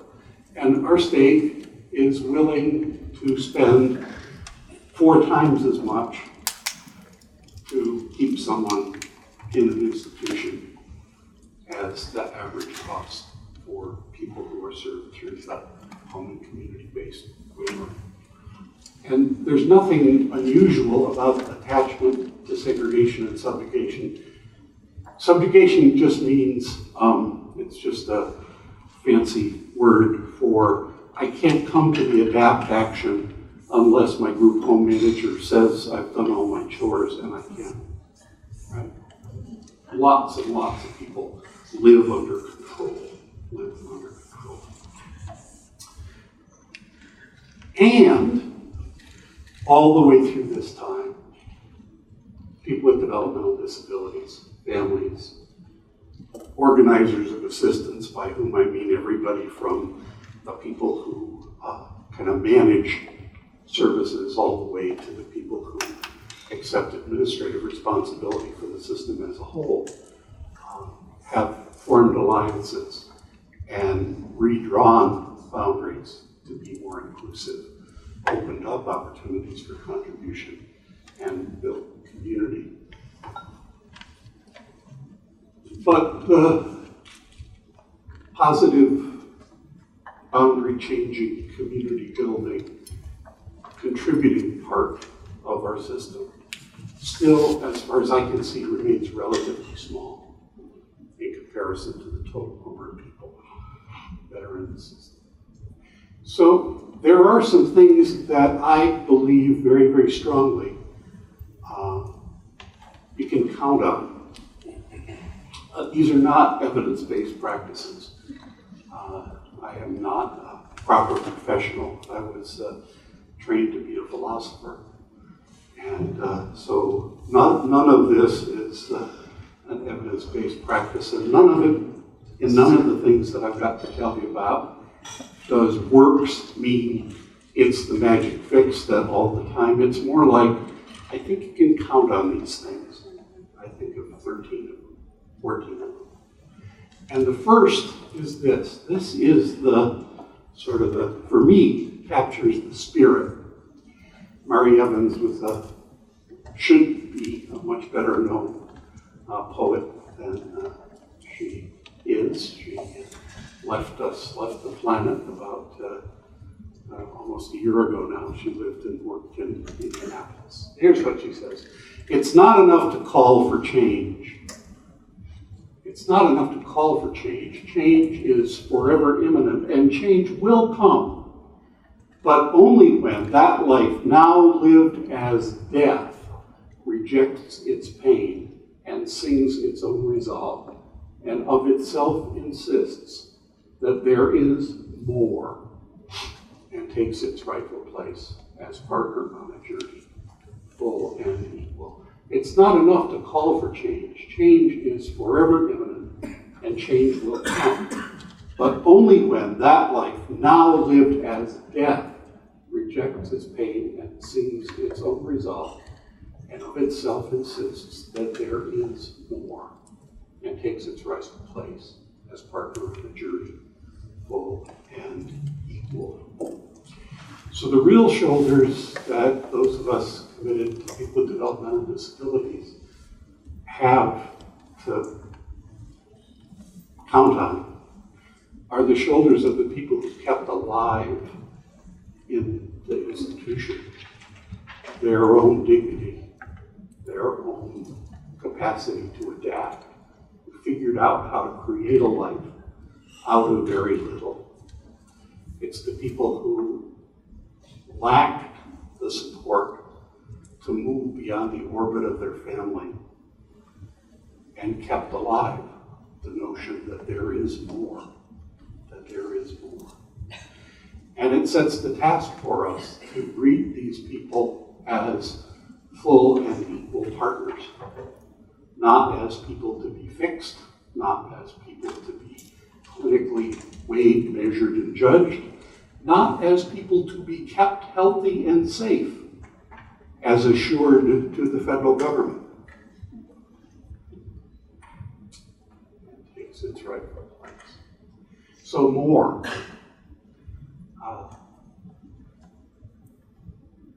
One of the things that works is remembering the persistent, pervasive effects of social exclusion and subjugation.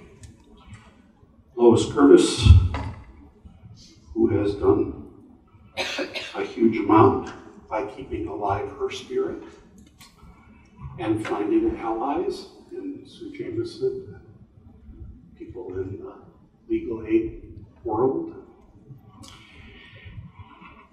was asked in an edition of the University of Minnesota's Impact magazine publication, tell me, what do you wish for all the people that you've helped to move out of institution to live in their own communities?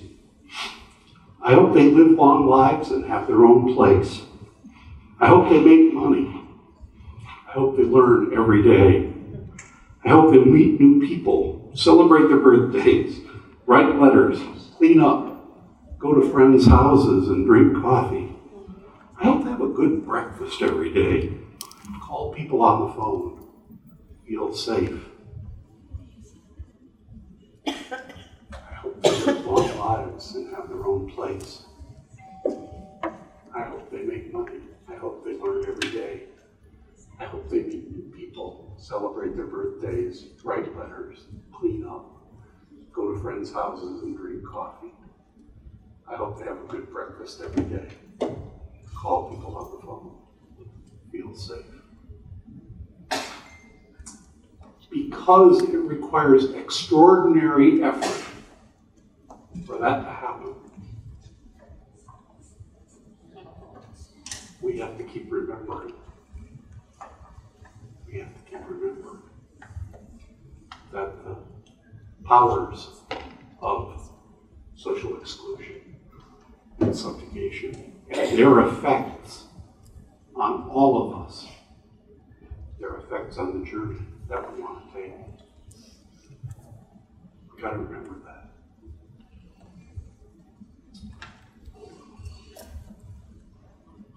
Isn't that interesting? So, building relationships and roles that reveal the wisdom of people's experiences work. One of the great things that the Institute on Human Development here has done is to create a whole bunch of ways that people's wisdom can come up. So, a role in which Al Duval and Gail Bottoms can develop their message, develop their voice, have the status of being recognized as an expert. Attention to highest purpose works. This is the third person on the IHD's website, Marion Jackson. We had the great privilege of being involved with the beginnings of Real Communities, an initiative of the Georgia Council on Developmental Disabilities. And at the first big meeting that we had, we asked people what their vision for themselves in relation to the work is. And this is what Marion put on paper. She said, I want to be like Sojourner Truth. I want to be the person that goes back, right? Because over here on the right-hand side is a place where people's gifts matter. Not just this kind of trivial, oh, he has a nice smile. But what's the deepest purpose that people have in their life? All of us spend our lives trying to figure out what that is, right? No reason people with disabilities should be able to produce a dream, on demand to type into some silly computer thing. So Marion says, I'm in a place now with People First and with other opportunities that I've got. I'm in a place where my gifts matter to the world. But there's a whole lot of people over there on the other side. And I want to keep going back and bringing them over. I want to keep going back and bringing them over. Attention to highest purpose works.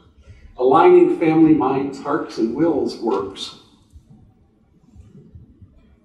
Where we are today is the place in Georgia, as far as I know, that took the idea of supported living from other places most seriously and has done great work with keeping that alive. And that happened in part because Mary Kissel and Cliff Schroeder, parents to Eric and Ellie, found more.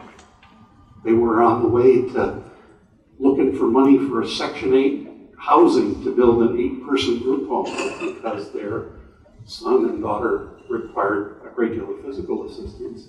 It was going to be accessible, and they showed us the floor plan, and it looked just like a little nursing home. And we said, that looks like a little nursing home. And they said, yeah, it has to, because you have to have wide, halls and all that kind of stuff. And then they got really mad at us. So we said, you can do better than that. I think they have. Aligning family minds and hearts and wills works. Because rights don't enforce themselves. Not only do they slip, but rights are just the beginning. The right says you should have access. A lot of what we've been concerned with, and rightfully so, is freedom from. The next question is freedom to. Once we've let you loose, and there's a whole lot of people that aren't let loose anytime like now. Once we've let you loose, what do you want to make of your life? What do you want freedom to do? Networks work, especially when they've got lots of interests and they cross boundaries. This is just an abstraction, but way back when, there were networks of people around employment across all kinds of boundaries. Getting together on, not because some person in the central office convened a task force or put on a conference, but because people were interested and had the freedom to connect and to work together. There were people that were interested in citizen advocacy and people that were interested in making the institutions unnecessary. And there were all different kinds of people, all mixed up together, voluntarily, not as a bureaucratic function. Grounded imagination works. This is another loss that I think many of us in the room feel, our friend Dottie Adams. Dottie, for me, is an exemplar of what I mean by grounded imagination. She holds a really important piece of the stories of a great many people and families in Georgia. And she holds those stories because her mind and her heart and her will were open to people. And she had, in my experience, a genuine gift of equality, not a gift of seeing the other person as a person, not as a client, not as somebody to be rescued, not as somebody to be worked on, not as somebody to be done for, but as somebody who has a higher purpose and a contribution. But she didn't stop at the relationships with individual people. She looked for structures, right? She looked for ways to organize resources that would make more possible for people. So there's family navigators, and there's a big investment in project search, and ways to kind of make it work, structure it without killing it. The it being what turns up. And the other thing that she did was find ways to tell the stories in her quilts, was turn it into art. So investing in the people who offer direct support works, for sure. And this is one of Dottie's stitching projects, right, to honor Web Connection, the Georgia Alliance of Direct Support Professionals Macon chapter. This is elevating, holding up, celebrating artistically what matters. Critical reflection to discover and correct blind spots and incoherencies work. There was a while that there were a bunch of us, again, mostly out of resources that we could free up, right? A couple times we had a little bit of money from the system, but most of the time we kind of pulled off these 50, 60 people getting together for a few days to have a close look at how people with disabilities were living and what that was like. And it was a way for people to argue with each other and bang their heads together and try to figure out what exactly is going on here. Where are the blind spots?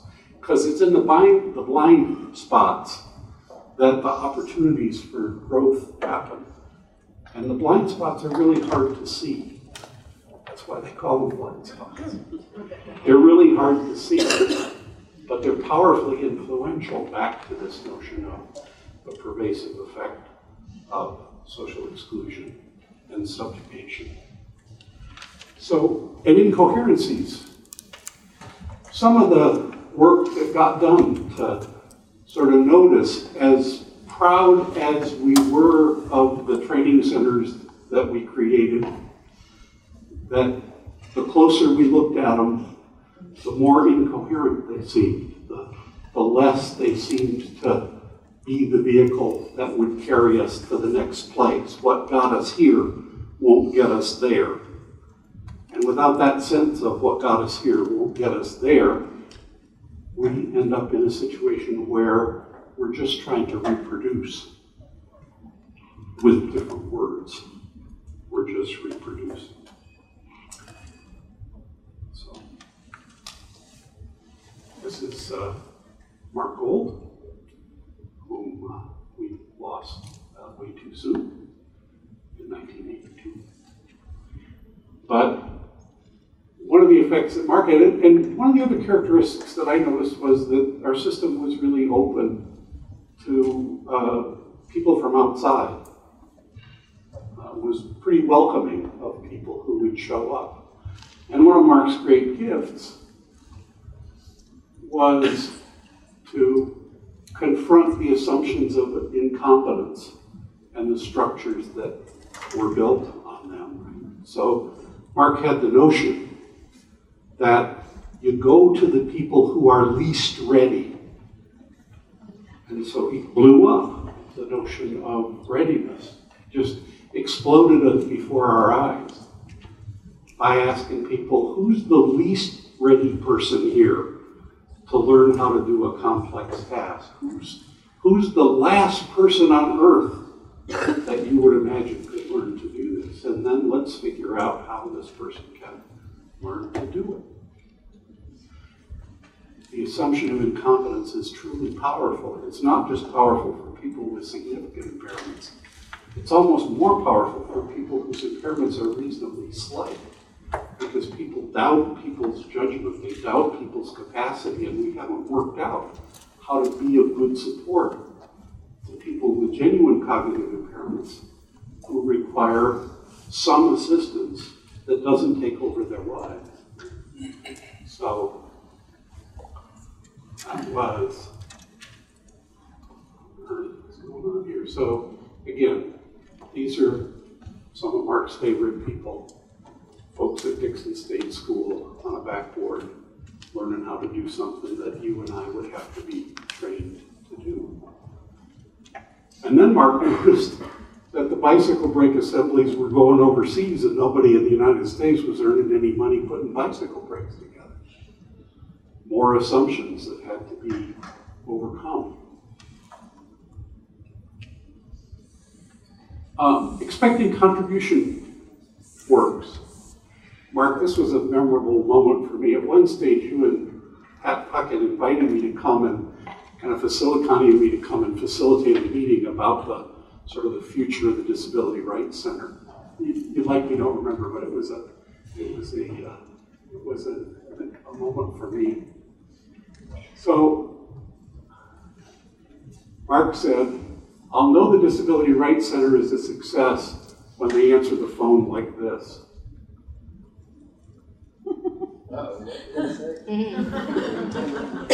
When they answer the phone like this. Yeah, they don't answer. They don't answer. Disability Rights Center, how can you help us? That's the notion of partnership on a journey, full and equal, right? Expected contribution work. Oh God, this is a terrible sentence. I'm sorry, this was 11 o'clock last night. Mobilizing assets through personal engagement with community issues works. So somewhere around 1975, John McKnight started showing up because the Georgia Advocacy Office was particularly interested in understanding community and the relationship between community and services. And so John started coming to Georgia, helping us to take a completely different perspective and put up with a great deal of criticism, as it happens.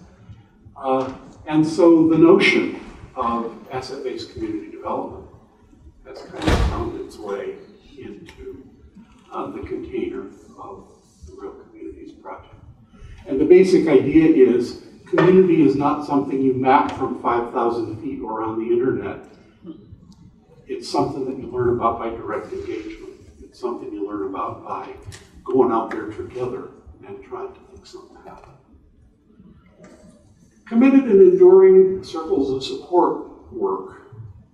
Another person that showed up around here a number of times in the 70s and early 80s is my dear friend Judith Snow, another person who's left the world, but not her influence has not. Judith was convinced from her own life experience of the importance of having people who intentionally committed to each other's future. Not to be the servants of the person, but to be a social unit who wants to go through life together. And this is very countercultural. People, I think one of the reasons that people have trivialized the idea of social support, by and large I think people have, in practice have trivialized it, is that we're so uncomfortable as a culture, as a dominant culture anyway, with the notion of interdependence. We're just, it makes us nervous. It makes us nervous and it scares us. So committed and enduring circles work. Intentional relationships that reach across boundaries work. These are some pictures from the Chatham-Savannah Citizen Advocacy Office. But if you don't have somebody, if you're all alone in this, if the only people around you are people whose mission is, whose assigned job is to be in control of you, is to supervise you and kind of make you do what what's in your routine, what's in your plan. If that's all you got in your life, you don't have the social resources to cross boundaries that are scary to cross, that impose a huge burden, which is what brings me back to that notion of remembering the pervasiveness of this social discomfort we have with the freedom of people with disabilities. This kind of widespread, prevalent, just kind of subcritical, not quite where you can see it unless you stop to look, possibility that's almost always there to slip out of a partnership, true and equal. It's a lot of work to be a person with a disability in a world that still hasn't gotten used to your value. And without good support, that work is almost unbearable. If we don't recognize that, we'll kind of give people, or give each other pep talks, kind of little rah-rah, you can do it kind of talk. But doing it every single day. And when disability is compounded by race, and gender, and income inequality, the work gets pretty hard. And so having some people to kind of thrown in together, that works. And telling the story works. Telling the story works. Susan Earle and Tom Kohler wrote a book from experience, or one version of experience, with the liberation of Bloody Welcome from a nursing home. And people all over the English-speaking world resonate to that book. There's something about that story which is only unusual because we don't choose to organize things that way. We choose to substitute formalized, bureaucratized service for putting relationship first and trying to figure out how public resources can serve the development of community and the building of relationships that matter. And that's not something that I think there's a reliable answer to by any means. There's nobody that can make a kit that settles that problem. We've got some really interesting experiments in different parts of the world. Our friends in Australia have introduced a national, that's just telling you it's 10 minutes till Julian's have to stop, but we'll stop sooner than that. Our friends in Australia are experimenting with what happens if you look at this as a social insurance program and entitle every person with a disability to an individual budget, and then figure out what happens with that. Well, it'll take us 10 and 15 years probably to know. I may not make it all the way to the end. I'm planning to try though, because I'm really curious about what happens when you actually just give people the money. So telling the story works, and Beth's made it into a quilt, and Jillian and her colleagues made it into a movie, and ourselves with the support of IHD. Telling the story works. And everybody here's got a story to tell. And this afternoon, you'll have an opportunity to kind of reflect on these things. But the spirit of it is this. It's not enough to call for change. Change is forever imminent, and change will come. But only when that life, now lived as death, rejects its pain and sings its own resolve, and of itself insists that there is more and takes its rightful place as a partner on a journey full end.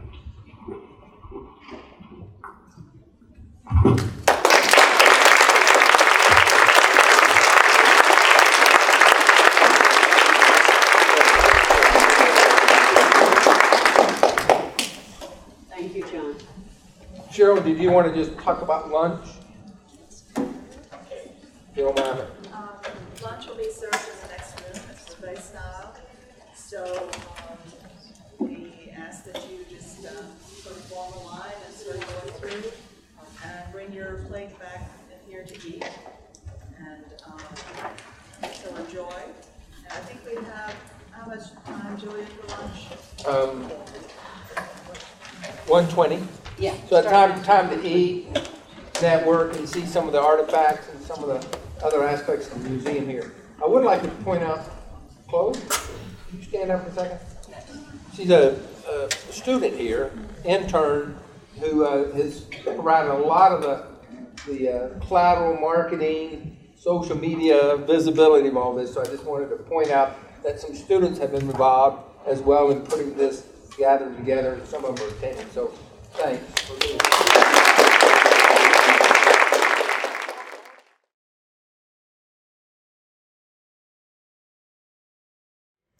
Actually, 3 people from LaGrange that I've had the pleasure of knowing for various amounts of time. I'm going to show you some slides in a minute of a groundbreaking event that happened in LaGrange, Georgia, which is about an hour from Atlanta, on September 30th. And this event was the culmination of many years, many months of working. I have known Mytia Patterson here for a number of years, and her son Caleb, who's now 18. I have known Cheena over here, Favors, for a shorter time, and her son Evan, who's 11, and then have just recently met Gabriel from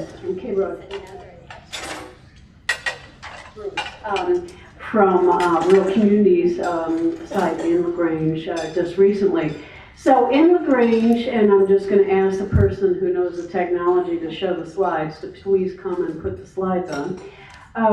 We had the groundbreaking for a garden, and this was the culmination of a dream for Cheena and Mytia, 2 determined women, to create a space in their community for their sons, a free space for their sons to be active, to make friends, to create beauty, and grow food. And they answered the question along the way, what does our community need from us? And as you see the slideshow, this was the groundbreaking event of the garden.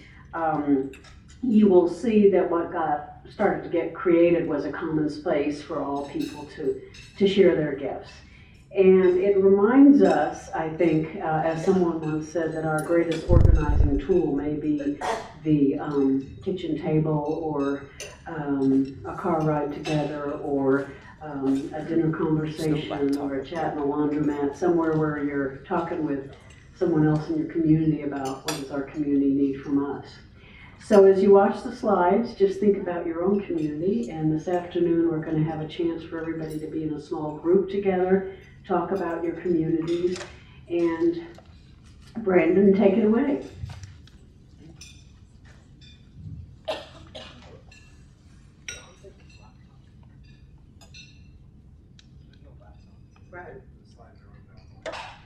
Oh, John, can you bring back your laptop? You can't. Okay. All right. So let me tell you just quickly what these pictures would show you. They were beautiful pictures, and Brian Johnson took them, and Becky Brightwell, my colleague at IHCD, put them into a beautiful slideshow of children and adults in a little spot behind a public housing community in LaGrange called Lucy Morgan. Yes. Breaking ground, planting plants, sawing up tires to make planters, making planter beds, and children and adults having a great time. And it really did bring together people in the community. So I wanted today to honor these two determined women because they're the ones who made it happen. So please.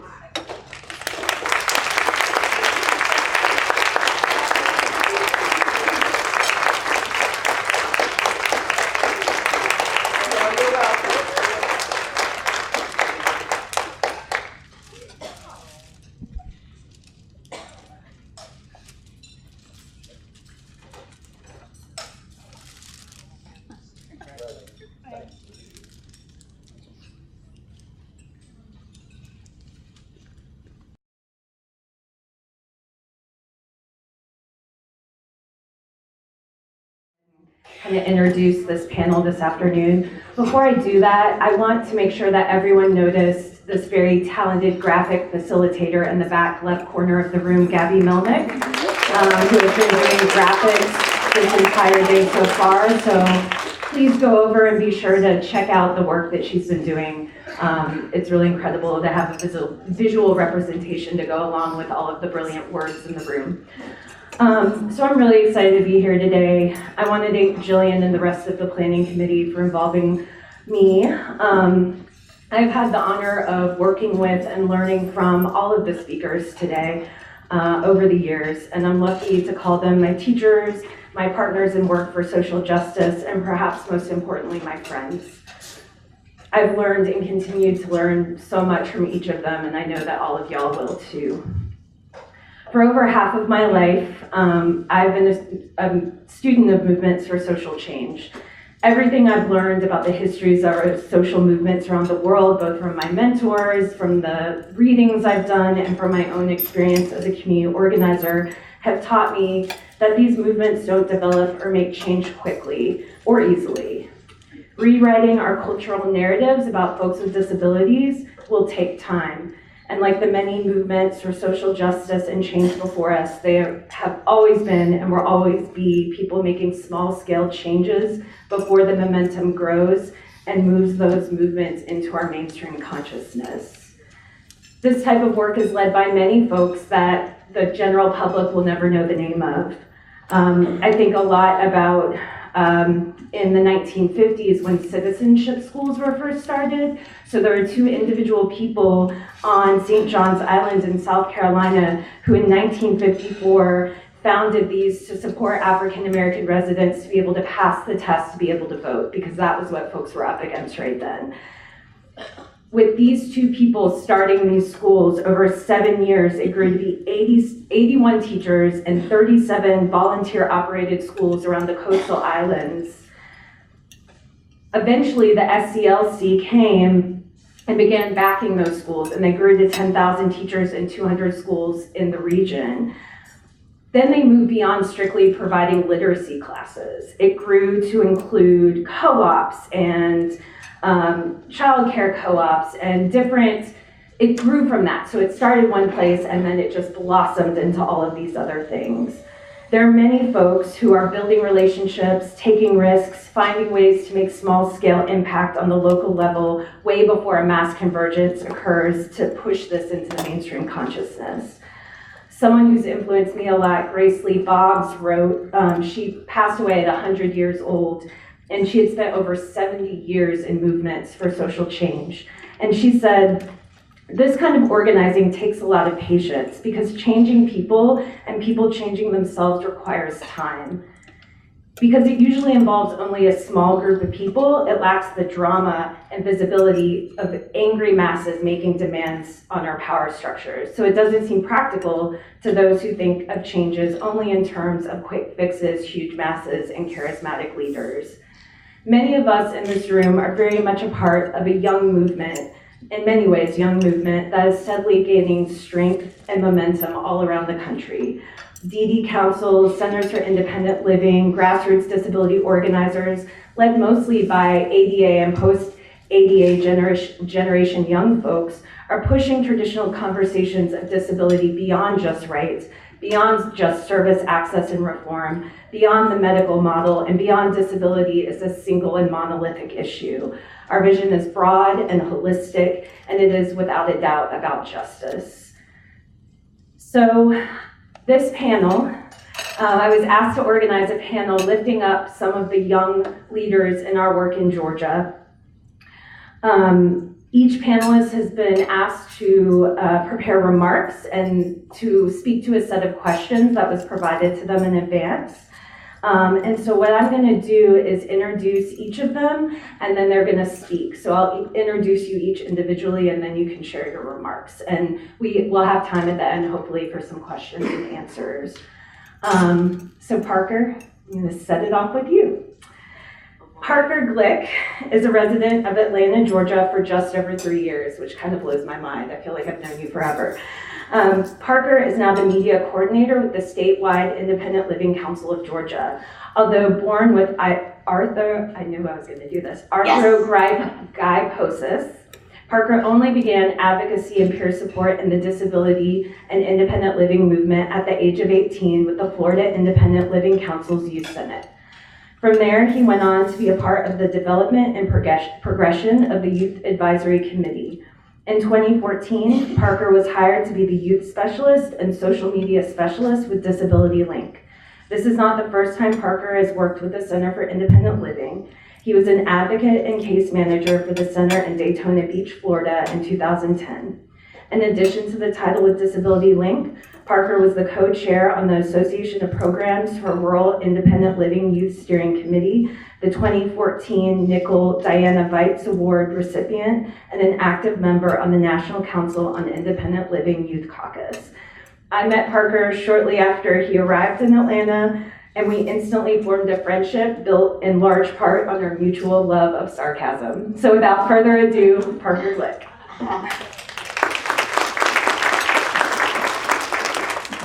Wow. Well, thank you, Caitlin, for that bio. It makes me feel like I'm kind of a big deal and old, but I'm on a youth panel, so I'm not that old anyway.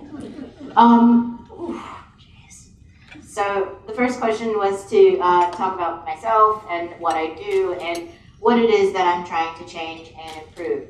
And so, like Caitlin mentioned, I am a media coordinator with the Statewide Independent Living Council. Essentially, I work with Facebook, Instagram, a little bit of Twitter, you know, a millennial's dream. I get to speak in hashtag and sarcasm as long as I want. As long as we're pushing, you know, our items. And, you know, our main concern is the disability community being able to make our own choices and choose our community and contribute to our areas. And so what I specifically do in addition to social media maintenance and development, I guess, bringing together our audience, is also creating our legislative items, our infographics for our legislature. And I like to tell people that I take chapter books and turn them into picture books because not many people want to read through paragraphs and paragraphs. So I try to take our statistics, make them all pretty, and give them nice, pretty colors, a good theme, and hopefully sway in the most professional way possible to kind of give folks an idea of what we as a community are trying to push for and get them to understand instead of being an afterthought. So, do you want me to go through all these questions? All right. However you want to do it. However you want to spend your time. Oh my. Oh my. All right. Well, I did prepare. So, contrary to popular belief right now, how did I get involved with this work? Well, my bio says it pretty much. When I was 18, somebody for some reason thought I had potential, and here I am landing in Atlanta, Georgia, although we're in Athens right now, right? So, in Athens. But somebody found me when I was in college, and at that time I didn't have my own, I wasn't empowered. I was going to college with my parents, and Now, I'm not going to say that they're old, but they're my parents, and I don't know how many of y'all have gone to college with your parents, but I don't think you guys can really get that full experience. So that's one of my biggest personal agendas, is trying to make sure that students don't end up going to college with their parents. But that's not professional. So from there, I joined the Youth Senate. And I was a collective of young folks going to college and learning about, I guess, the politics of the disability world and where we stand, per se, and how can we raise our voices. And that's where I met mentors and built friendships and all that fun stuff. But I also built the courage to move out on my own. It was a little later than the average teen. I was about 19, and I decided that the current situation wasn't my personal independence. I wasn't living my path plan or my centered, there's nothing behind me. In my head, there was a person-centered plan behind me. But my plan wasn't centered around myself. It was more so around my parents, my allies, I guess. And they are currently my allies, my support network, but they were more my voice. So I had to move forward from that. And so I just took the leap and I said, I'm going to move out. And I moved from, it was about an hour and a half away from home. And I decided to go to the University of Central Florida for a little bit.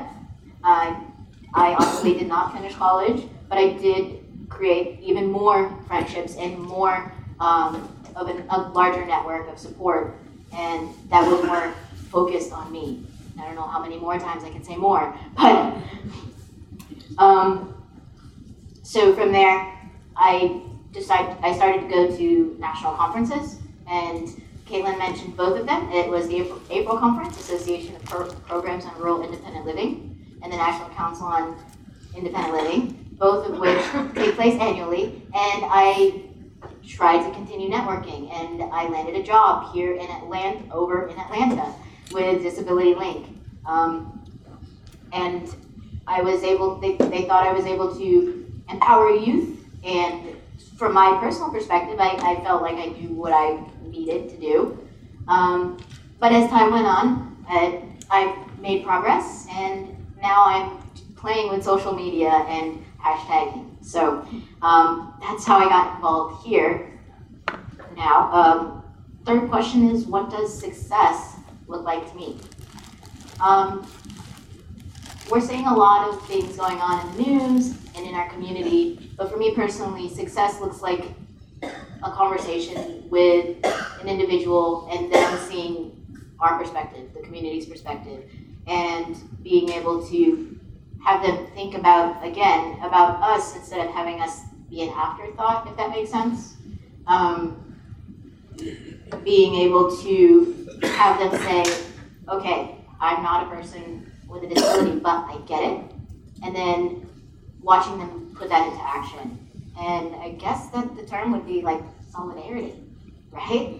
And so my personal goal is to refine that definition of solidarity and interdependence. And that kind of sounded like Caitlin's bio, but it wasn't, I promise. Greatest challenges that the disability community faces today, it's access. It's access to our personal needs, our daily living resources. Because without them, I mean, we want to, I'm preaching to the choir, but I have 5 minutes, so I should do it anyway. We want to work, and we want to commute, and we want to have those days where we're like, oh, I don't want to go to work, but to be able to have that place to go to. And I think my mic is turning on and off. No? Okay. No. Okay. The greatest opportunities for the disability community as a media coordinator, with the unfortunate lack of access in certain areas, I think being involved in online campaigns would be a great opportunity, especially with tags and some people spending more time on Twitter than necessary. So, you know, I feel like getting involved virtually would be our best, not our best because I'm not the best, but one of our greatest opportunities to point out where we're lacking in access. And @ see, I'm not a really good millennial, so @ or tag people who are involved with that, our legislators. But also sharing our personal stories, and that's as easy as flipping the camera and talking into it and hoping that somebody is listening. And with as many faces in this world, somebody is listening. So my personal goal is to continue pushing folks to share that. The last question is a big one. Is disability a social justice issue? And I say it's a big one because there's multi-parts to this.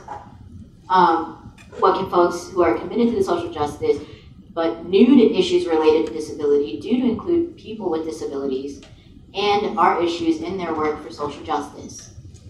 So for me personally, I took like 10 minutes to think about this and put it together and all that fun stuff. But the biggest answer I can give is to invite us to the table and to reach out to the actual disability organizations or the individuals themselves. And follow tags that are not the most common. You know, like if you follow just adapt and resist, holy smokes, you'll get the whole Rachel Maddow show. You'll get everything there, you know, you'll be able to, and then you can personally reach out to those folks. And the issue though is, again, access. If you're posting up a flyer and it's a JPEG online, not everybody's going to be able to see what you're sharing or what you're trying to campaign. But if you describe it, you'll get even more folks. And again, you don't need them there physically. With technology today, you can, anybody can be on the screen behind me and share their point of view as well. So I hope my ramblings made some sense. And I'm going to hope that Caitlin's ready to introduce the next person. Thank you, Parker. I told you he's sarcastic. I warned y'all. So our next panelist is Evan Nodvin. Evan is a proud member of the Georgia Council on Developmental Disabilities as one of 7 Georgia self-advocates on the council. Evan has worked for the Marcus Jewish Community Center of Atlanta for 17 years in different departments. He loves his job as a courtesy assistant at the health club at the MJCCA. Evan is a graduate of Partners in Policymaking, a past Buddy of the Year for the Down Syndrome Association of Atlanta, a co-chair of the Special Friends Sabbath Inclusion Program at Congregation Bonnet in Atlanta, and a gold medal Special Olympian in powerlifting and bocce ball. He graduated Chamblee High School in the class of 2000. Evan belongs to several social groups and enjoys bowling, yoga, cooking classes, dances, tennis, kickball, and acting through Habima Theater and biking. He lives in an apartment with a roommate of his choice and gets support through his Medicaid waiver. He takes pride in speaking to small and large audiences about employment and self-advocacy. Evan and I first met when he joined the council, and we've gotten a chance to know each other and travel out of state a good bit, and I'm so honored to have Evan with us here today. Thank you. I am Evan, and thank you for the chance to speak to you. I want to tell you about my life in my community and how important this is to me to be an independent man. I am going to describe this as my past, present, and future. My past. I was born in 1979 in Atlanta, Georgia, when Georgia did not have early interpretation or disability laws in place. My parents were told that I would not live past 12 years old, and that they may want to place me in an institution and go home to raise my older sisters. They did not. They were told not to have a big breast circumcision, as this was not a happy precaution. They did not. They have friends and family, and we celebrated. There were few, if any, community programs or special education programs at that time. My family moved to DeKalb County so I could participate at that time. My family moved to DeKalb County and I could participate in the only early interpretation program run by DeKalb County Schools. I loved it. My mom became a parent advocate and helped begin Parent to Parent of Georgia, became involved in the Down Syndrome Association of Atlanta, the DeKalb County Disabilities Council, and other community groups. I graduated from Chamblee High School in the class of 2000. In high school, I was in the marching band. I got to play and march at all the football games. And highlight was performing at the 2000 Outback Bowl in Florida. But what happens when a person with a disability graduates from school at age 21? Transitioning from child to adult services is often very difficult and hard to get. There are laws like Homestead that help people like me get services to be successful. Pleasant. After graduation, I began working at the Marcus Jewish Community Center of Atlanta. I have worked there for 17 years in different departments. I now work at the health club as a courtesy assistant. I check with the clients and by using the computer. I make sure all the equipment is in good working order in sanitary. I collect used towels and fold the clean ones. But most of all, I love to talk to the many people who come to the health club. I know all their names, love greeting them, and enjoy joking so many people. My coworkers have become some of my best friends. They help me when I need some extra help. We eat lunch together and sometimes go out on the weekends. I live in an apartment and have a roommate of my choice, Mark. I do all the things a single man does, like grocery shopping, cooking, and cleaning the apartment, paying my bills, and managing my checkbook. I must make sure that my work uniforms are ready each day. I enjoy music, especially Beatles. Playing the drums, playing computer games, playing sports, and hanging out with my friends. I am on a volunteer to take yoga, bike, and exercise for the trainer. I belong to social groups and enjoy going to activities and dances. I train and compete in the Special Olympics. I enjoy acting and perform in a special theater group called Habima Theater. I am proud to be a graduate of a self-advocacy program called Partners in Policy Making, as well as other program called My Voice, My Provision, My Board. I have been voted as Buddy of the Year for the Down Syndrome Association of Atlanta. I am an active member of my synagogue. I like to follow the news and vote in every election. I am proud to be on the Georgia Council for Everyone with Disabilities. I attend council meetings and workshops just as this one. So true. I have Down syndrome and am proud of my abilities. I am able to be an independent man because I get help from my medical labor. In my state of Georgia, there is a list of over 9,000 people ready to be saved. So my Medicare waiver forms provide me when needed. Transportation, and terrific job cards, and a personal consultant that I really like. I continue to learn new things that make me so proud. I receive SSDI and that along with my paycheck and waiver. I am able to be independent. I am concerned about others who are waiting for funds to help them live up to their potential. I'm concerned that we will all have continued support of Medicaid, Medicare, SSI. I know it is important for all of us to tell our stories, to those who make the laws. Our future can be bright for all people to equally live, work, and play in their communities. Thank you very much.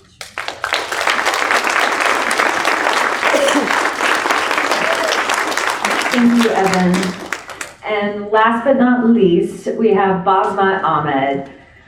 Originally from Sudan, Basmat Ahmed is a community builder now based in and around Clarkston, Georgia. Basmat is also a committed partner, mother, daughter, sister, and friend. Since 2011, her work has focused on community building that intentionally and thoughtfully brings together people with and without disabilities in collective action and to work for social justice. Her organization, Altemia's Exceptional Community Building, currently employs 6 adult community builders and 10 youth community builders, both a mix of folks with and without disabilities.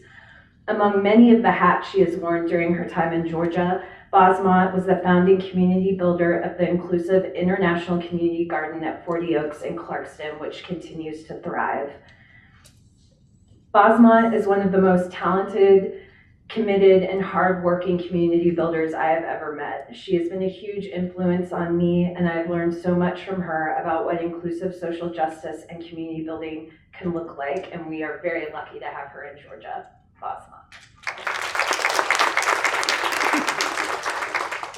I really love that. I feel like I just came from the airport. Well, thank you so much, and I'm so happy to be part of this and to be here around all the. Is everything okay? Oh. Can you hear me? Yeah. Perfect. So I said I'm very happy. I will repeat that again. Very, very happy to be invited and be here and meet all these beautiful people. And thank you so much, Caitlin, for the introduction and also the invitation to be part of this. So I will repeat my name. My name is Basmat Ahmed. Originally from Sudan, and I was raised in Egypt, and I came to United States in 2006. And why I came to United States, I will answer myself because of the genocide that we have in Sudan, and because of the genocide and civil war, and still happening until today as I'm speaking now. My parents decided that we should move to Egypt, and from Egypt also we're still under very critical condition. Then we find an opportunity to apply for refugee status, and it was a long process, and finally we arrived in 2006. So when we start, or when I started just learning about United States, I was very happy to be settled in Clarkston area, and actually Stone Mountain it was, but 5 minutes from Clarkston. So I started learning about American culture, going out, looking for opportunities, because we were like in various steps, learning English and learning how to take public transportation, how to go shopping and use credit card or EBT card, and all the very basic starting when someone go to a new country and no job and start looking. So it was really hard to start our life here. But later on I learned the opportunities were good friends around us, and then I started working in a community. And when I started, the first thing, it was more volunteering on spread the word out about the war that we have in my home, and how happy we are in the United States, and how people could support our problems, or like support to solve our problems back home. And I thought it might be very easy. We came to America, the dreams of a lot of people to be in America, and maybe easy to spread that word and Americans will stop the war back home. But it's not that way. So So I learned a lot of stuff in a hard way, but I was very happy and blessed to attended the first DASH conference. And when I attended that conference and I met with a lot of people, and I thought that, yes, this is the country that a lot of dreams could become true. And I started thinking, wow, I never know that my brother, who has Down syndrome, could have an opportunity one day in this country and take leadership on something. Because that was the last thing we might think about it in our house. Because yes, we came from a place that our basic needs is the priority. So everything kind of prioritized. So we did not really think about that, but that was like an opening-minded for me. And thank you, Caitlin and Artie Segal. They are the two who invited me to that event. Then I started going back home and think about that and encouraging my parents and telling them, listen, yeah, things could happen, things could change. And start also thinking about, no, I have to go out of the box, not just think about my family and my very close community speaking my language. I need to go out more, to listen more, to understand how things works in this country. And finally, I was very blessed to be a community builder with the real communities. And when I started the first gardening, that was the time that to navigate, or that's where like really the changes start happening. Navigate how in very small quarter-acre of land, how we could have people from different countries and still communicate even we don't speak the same language. And that was the really ice-breaking of everything. To have people from 12 different countries in a very small piece of land, we divided the land peacefully, we communicate, we share supplies, we share the seedlings, we share the whole environment around us. Why? And learn also because there was a comment among all the gardeners. Even I started learning the gardening from that community gardening. So the purpose of starting the gardening, not because of my experience in gardening, but it's more about my willing to get out of the box, the willing of meeting with new people, and also the opportunity that I have to just try new things that people might never think that they could do. And I learned also that will be the key point when I move forward, that I always should think about things in two different ways: to be creative, to give time, create opportunities. Very easy and simple. So we were successfully had the community gardening, and then we started thinking about expanding and do something else, not just the community gardening, more in a community and working with youth. And currently now we're working with youth community builders, high school students, and also elementary youth, and also adults, as I said earlier. So what's really beautiful about working with youth, that I could see myself in them. I'm not that much old, but I can still see myself when I was back in middle school and high school, and what kind of opportunity that I was looking for.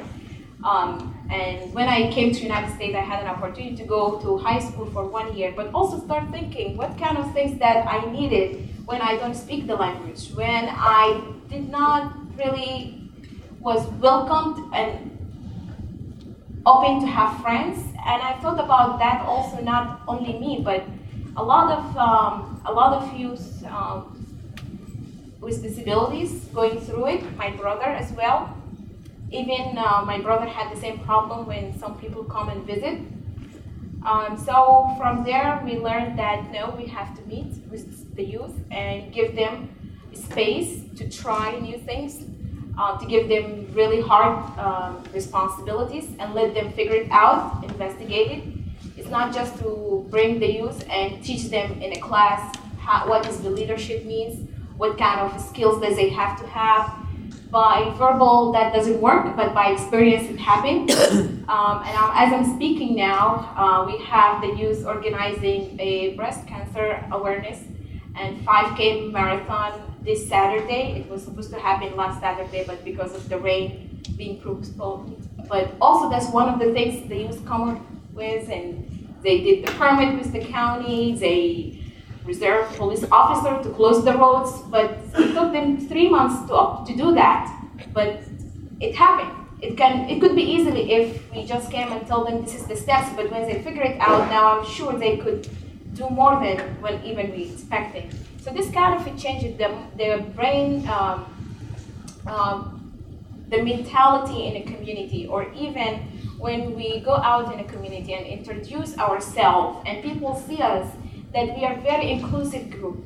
We have 13 different countries in our group. We have people from different ages, and hopefully in the future to have elementary school also. But that's kind of profile change a lot of mindset in Clarkston.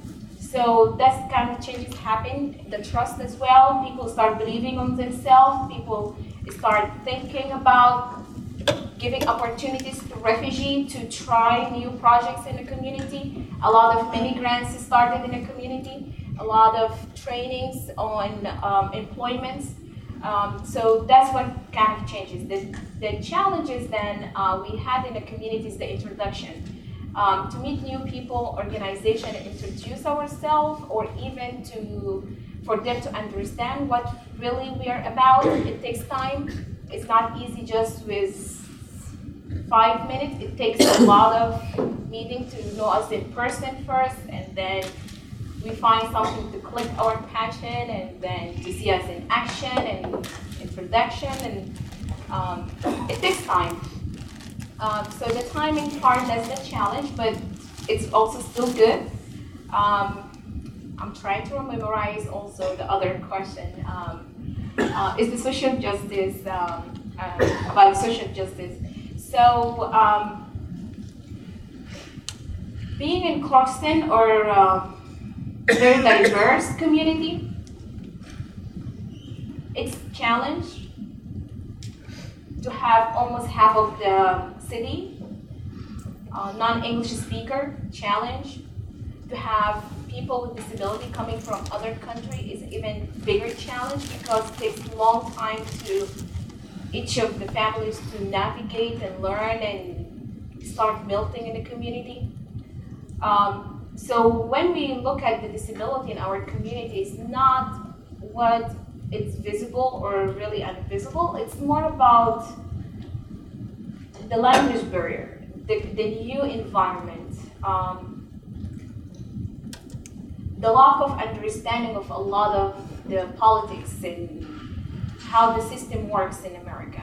So we look at disability in different ways. And we believe that we all have disabilities. We believe that in our community. So it's not about there is a community, a disability community, and not. It's more about we all have disabilities in the community, and that's why we came together. Or maybe that's why we are in one town. Why that we were targeted to be in Clarkston. So start working and thinking out of the box. It was a little bit hard, but now we understand is one of the listed problem under the social justice topic, and to me it's same like coming from Sudan to Egypt, and from Egypt to come here. It's more to look for opportunities, freedom, safety, and it's the same thing. We all look for the same. We might move from place to place looking for these three things. So it's the same thing. What else? Did I miss any question? There was Is there anything else you want to say? What I really want to say is it's very important for all of us to be welcomed, no matter where we were born, no matter what language we speak. We should believe that we all have disability and abilities, and just to be open-minded when we meet with new people. That's what I really want to say, and always believe that every one of us has something special to give back to the community.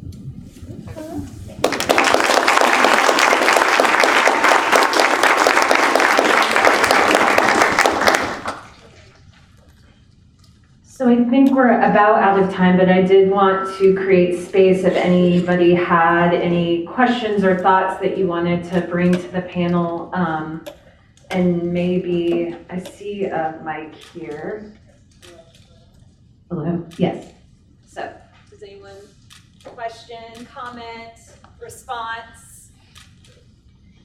I wanted to take her to get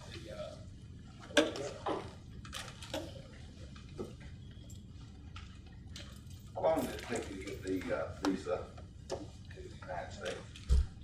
How long took us to come to the United States? You said you came in 2006, but how long have you been working on it before that to get to? 3 years. Because we had to go through background check, history, a lot of testing and background checks. That got 3 years. And it's most of the refugee 2 years to 3, some of them 4. It doesn't say of the country. They have to make sure that most of people who, the majority, or let's say 100%, but 99% to have clear background.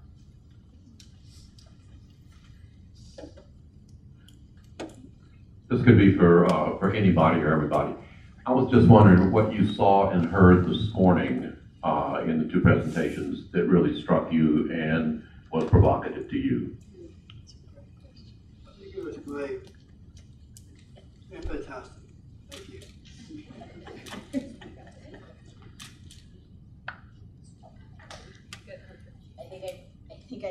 Hello. No? There you go.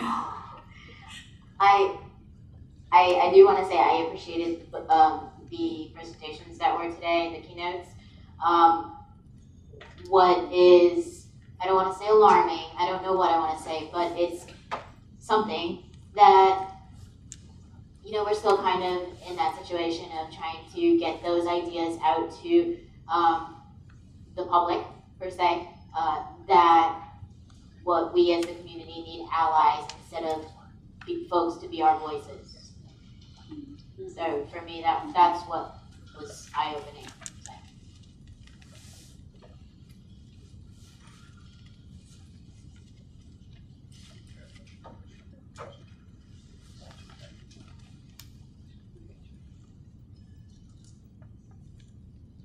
Parker.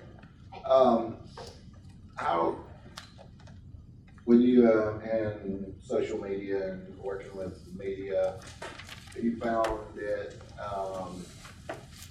with the media not covering, say, adapt actions and stuff like that, what have you done to try to get them to cover our story the same as they do with other issues, and have you had success? I have to say, I tried to, so throughout my, I guess, years of being a part of this, our movement, I mentioned the network that I've created. So I had the personal friendships and mentors on my personal pages, and so I used those outlets and kind of pulled from their pages to share what is going on, or I got involved, and I'm trying to be more involved with Georgia's Adapt, to share some stuff like that. The other thing though is, as a job, you know, we have to kind of caution what we do post per our funders, and just be aware of what we're asking our community to participate in, or how we're trying. My goal is not to really sway our community as my job. Like if you're on my personal page, you'll see me going on and being like, you guys I cannot believe this is happening. Why aren't you guys here, you know, being a part of this with us and all these things. But with my job, I have to say, this is what's going on. You know, please make yourselves aware and educate yourselves thoroughly. So I guess it's, again, working through my personal network and then picking strategically what to post or how do we want to post it. Did that make sense or answer your question?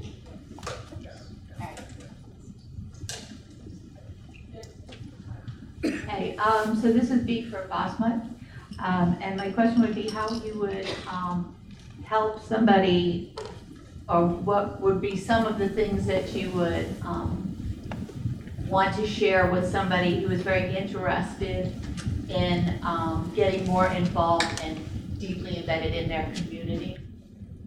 Well, thank you for that question.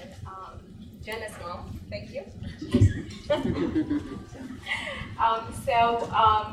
Actually this is Denise, Jenna Quigley's mom, and Jenna, one of our community builders in our team.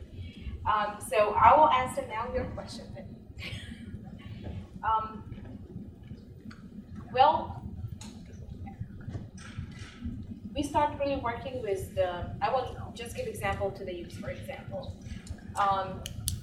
When we recruit or hire new youth community builder, what I really love about, very simple, to give them a kind of introduction to our work and also to give them a space to start thinking of what they would like to do.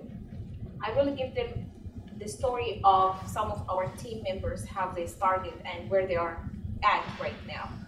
And it was very powerful when, just to give example, Jenna is one, and Sulaiman and Raj, these are the names of our community builders, and just tell them how they started and how they come up with the projects.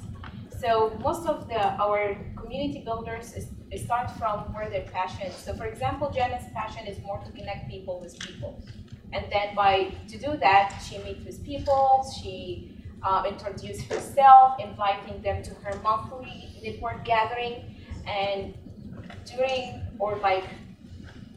gradually from 2015 until today now, she really knows a lot of people in Clarkston or all the countries that she never heard about it before or meet people from. So that's kind of history of Jenna. Also, when I give it to other people, they really easily to understand what kind of footsteps they could start with in our work. So maybe that's one part. Another way of supporting, also to just share that or kind of coach a person to find what their interest and create kind of project around that interest, but the project to be in a way that that individual to enjoy working on and also a need in a community. So that's where it starts clicking. So it's not just by inviting people and tell them, here you go, this is our agenda, this is what we get approved from GCDD to deliver, or this is our measure, performance measure from GCDD or from the Fed, or no, it's more we have that kind of custom project every year. So it's totally okay and it's totally open for individual to start navigate and it's still good to fail. So we're not like, okay, by the end of the year we have to make this 1,000 numbers or meeting with this such number of people. We always hit the minimum number because it's required, but it's very open. I'm sorry to take too long. Very open to all of us to just explore and to be creative with our projects. What's really our heart telling us to do, and it's really easy to connect with others. I think all of you spoke to the importance of relationships. And then all of you spoke to, at some point in your life, to decide to be part of the solution. And I know when you make that decision, it can be overwhelming to be part of the solution. So what do you do to take care of yourself?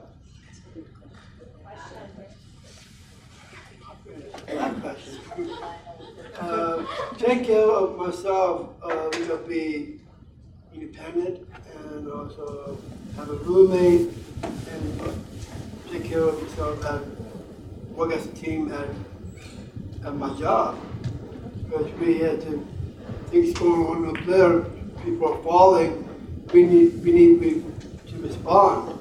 Because they need to be responded as we need to know off the floors and get into danger. Thank you for that question. After you.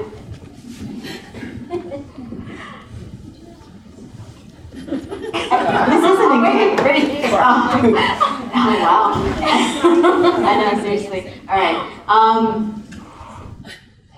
mic so close to my face. That's what I don't do. I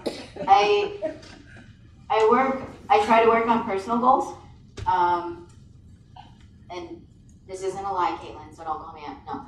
I do try to work on personal goals. I try to work on developing myself, because if I'm not, if you're not well yourself, you can't give your fullest to your community. And so I am trying to still come into my own and further pursue my life as I'd like to see it. So some things I try to do, which I haven't been, but fitness, maybe read a little bit, and it doesn't include emails. Sorry, Mark. But I am trying to come into my own identity as well. We were talking about intersections and all these fun things, so I also, not only am I a person with a disability, but I am also trans male, so I decided to start personal journey, and if I didn't do that, I'd still be holding myself back and really hate whatever's coming out of this microphone. So I'm actually enjoying it a little more, so that helps me become more ready. And also, I'm not a fan of people who don't practice what they preach. So if I don't do that, then how can I encourage or work with our community to feel comfortable to do the same? Mm-hmm. And I eat a lot of food.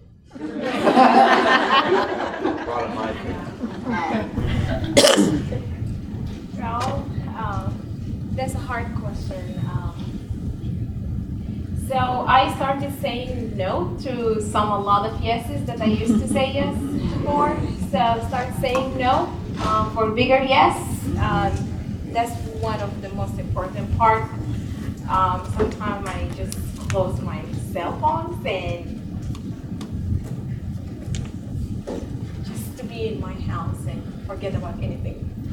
Other times also to take care of myself, to call some of my very close friends and talk with them.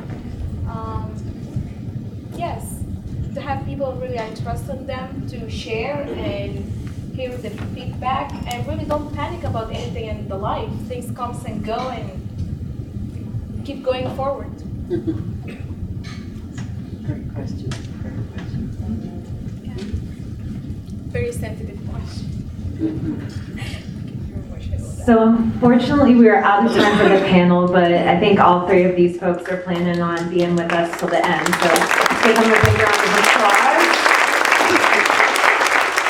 And feel free to chat with them as the rest of the day goes on. We are actually moving into our table conversation. So could you do me a favor, and if you are a facilitator of a table conversation, can you raise a hand or do something to draw attention to yourself? Okay, so we would ask that everyone moves to a table where there is someone who is raising their hand or drawing attention to themselves. Please move to these tables because we have facilitators who are going to be supporting y'all to have these conversations. So everyone today talked about, I think, relationships and the power of conversation. So we're going to practice having some conversations right now. The facilitators have the questions, but I'll also read them out loud. The 2 questions you'll be discussing at your tables are, what is urgent for you and your community at this moment? And what can I do in my community that impacts how we show up for each other? So those are your 2 questions. The facilitators will help you out if you need it. And we're looking for a theme at the end.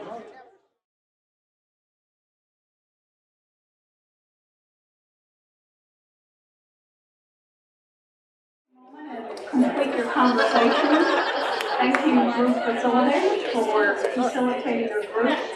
Beth Mount is going to be doing the wrap-up because John O'Brien had to leave. Before Beth starts with the wrap-up, I want to introduce those of you who haven't met Jerome Lawrence, whose beautiful paintings are in the hallway. They are for sale,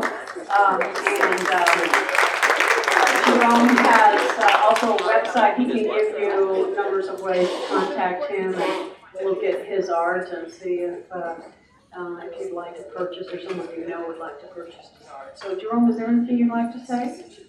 Well, I have been telling a few people my story. It's a long story. You talk to me sometime, or let me have your contact information. I'll go over it with you. But I'm a person of mental health, in recovery from mental health, and the best news and the shortest news I can give you is that this past year, the Carter Center auctioned off 2 of my paintings, and they went for $100,000 each.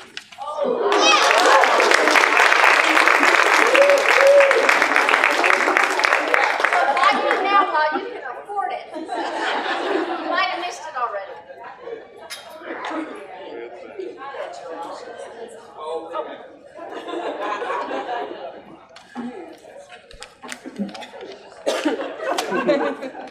So actually, you're going to do the wrap up. I am just going to take a few notes and be sure that everybody gets heard, and then maybe just say a few things at the end. John had a doctor's appointment that he needed to get back for, and so we're just, nobody can synthesize a group's wisdom like John O'Brien, right? But we can do our best to be good stewards of listening to each other and creating some common wisdom together, which is such an art form that John has instilled in so many of us over all these years. So anyway, the task is to just share you don't try to share your whole conversation, but share a thread or a theme from your group's conversation. What stuck out for you?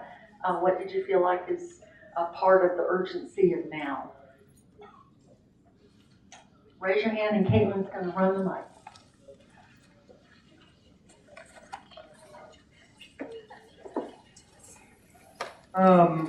So we had some really good conversations. We had a really good group over here. And to that first question, the themes and the threads that sort of came out, tax reform, healthcare, and stories. There's a real need for stories. And I know this tax reform is coming tomorrow, Eric, so I know that has a lot of implications for all of us. All of us, in fact, all of us. So if you're watching that, and keep them close up.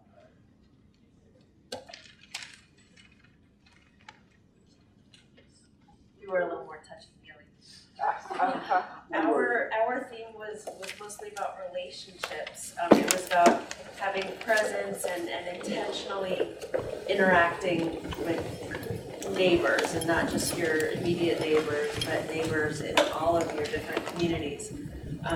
Something that we said that I wrote down a couple of times was creating a bigger table.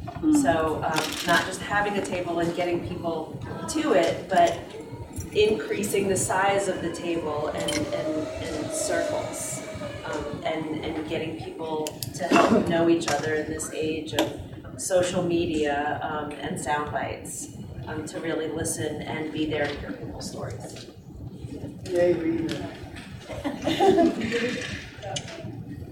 We had a stellar group over here, and something that really stuck out for us was inviting new people and ideas to the table that would have never been thought about before, and also connecting folks from different generations together and kind of building bridges through that as well. And most importantly, everybody has something to contribute and everyone has equal ownership, and kind of uplifting that.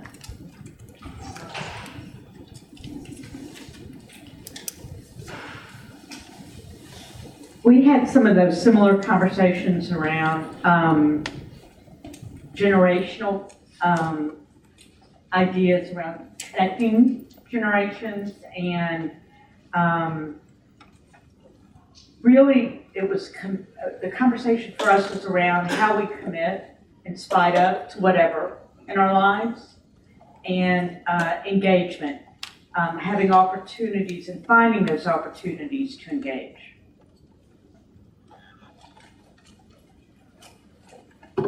We had a stellar table as well.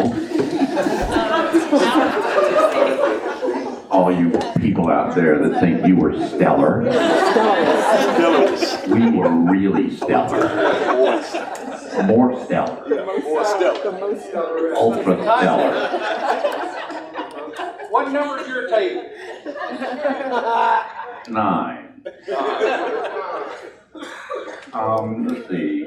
We were also poetic, focusing on the letter P, which is an interesting way to organize any conversation. And so personal power, persistence, pressure, possibility, and being able to be resilient even though you're pissed off. Things like the things we were talking about, power of dialogue and the power of, in broad terms, moving away from Facebook and more towards face-to-face. Seemed to be something people wanted to talk about. Stellar. Since you all want to play, here's one for you. We are the penultimate.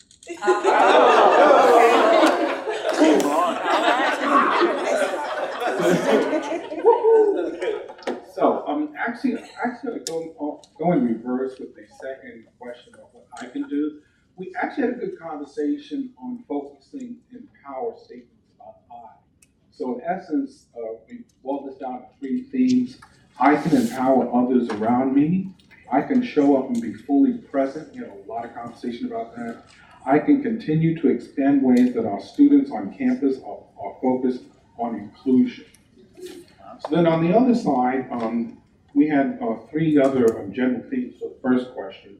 One was dealing with educating the community, both families, students, really about abilities and what that really means in a way that kind of helps them engage.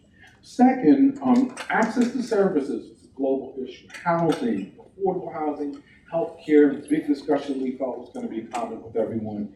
And then we had this other point that my buddies may help me with, because I'm not sure if I can really capture it.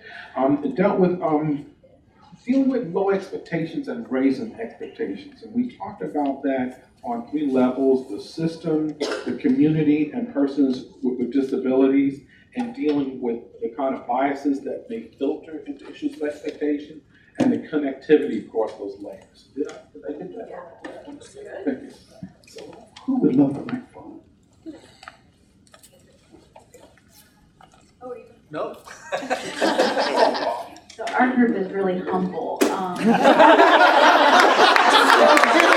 the most humble of the groups. Mediocre. In our humblest opinion. So we talked a lot about the limitations of the service system and how services aren't always the answer, and even with all the services, that it can be a real barrier to a good life, and especially when services take so much control over people's lives.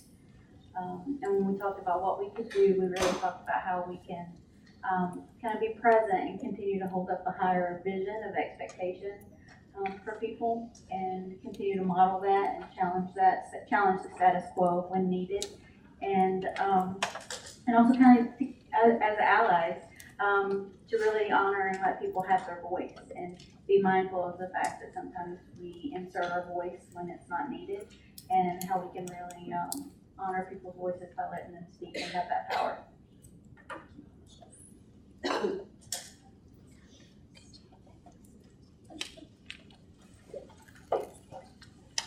Hi, my name is Leslie, and to be objective, we had the most lawyers at a table. Wait, how many lawyers at one table? 1, 2, 3, 4, 5 lawyers at a table. All right. So we may be the best, we may be the worst, but we have the most lawyers. So you wish you were at this table. It was so fun. Okay. So. Small press. We needed you for diversity's sake. I'm a wannabe lawyer. So one of the things that's really urgent for us as people, and especially as attorneys at this point, is making sure our civil rights laws are not constricted and backslide and holding the line. But in the same idea, we are really very progressive lawyers. And we're mindful that there are a lot of assumptions codified in the law that are incredibly damaging for and with people with disabilities, and that the law, much like the service system, is not the answer. And that actually the law, I thought John did such a beautiful job talking about how the law can get in the way, actually, of imagining something better. So we're really mindful of that. We had some really, I think, beautiful conversation, and the thing I probably would remember the most about this conversation was the idea of deepening the untapped pool of community.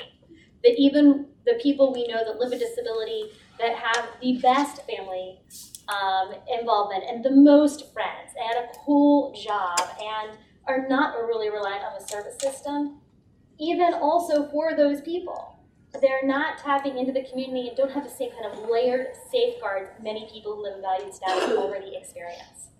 And so even with, we have more to do. We also talked some about the idea of focusing in our community on values-based or principle-based thoughts and ideas versus legalistic and bureaucratic ideas, and being really cautious around the kind of legalization of people's entire lives. For impact, what people can do in their community and how we can show up for each other, four quick things. To not shy away from the hard stuff. There are a lot of people that sit at this table that have a legal mandate to not shy away from the hard stuff. And we really have to kind of stay in that and to wrestle with some really, really hard things and ugly things. To continually check our own assumptions and our own unconscious, and to be emotionally and intellectually honest with people we're with about checking our assumptions and our unconscious, and make that to be a routine practice. We even demonstrated it at our table. We had some different assumptions about people, and we even laid that out in our group. And to stay engaged with the hard work over a long period of time, and that led us to a nice, robust discussion about what we can do to take care of ourselves in the work, and enjoyed hearing about that from our colleagues, so we can continue to be present. And that was our group.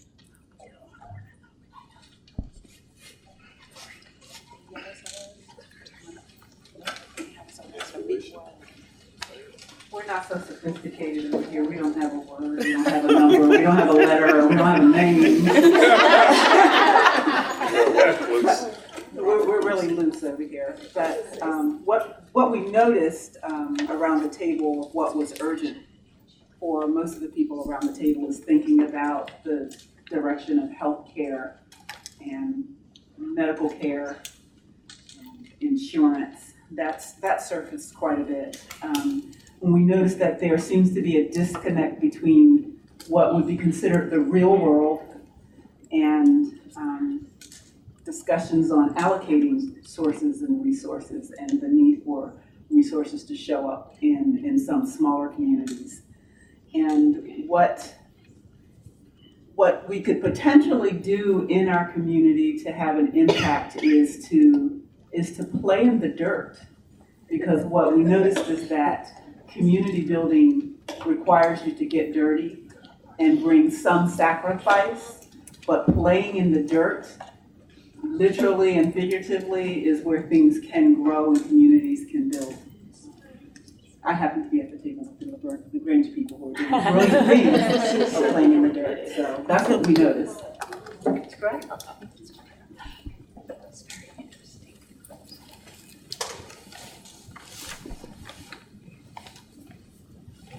We also hit on a lot of points that have already been talked about. I think coming together in small groups, as we're doing now, figuring out a way where we can do that and it not be a meeting, and us not have a very detailed agenda about what we need to accomplish by the end of that hour or that time.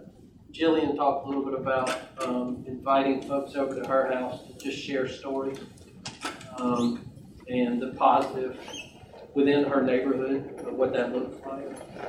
Spoke a little bit about being the one to step up, organize that, in just having people to your house.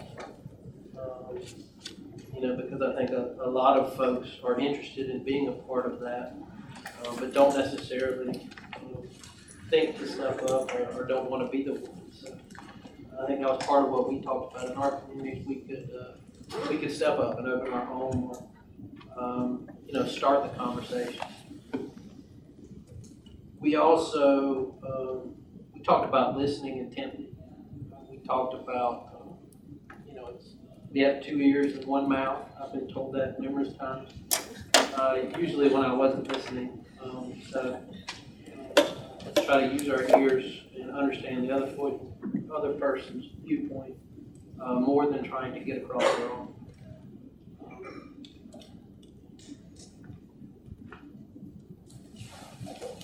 That's kind of the major parts we talked about.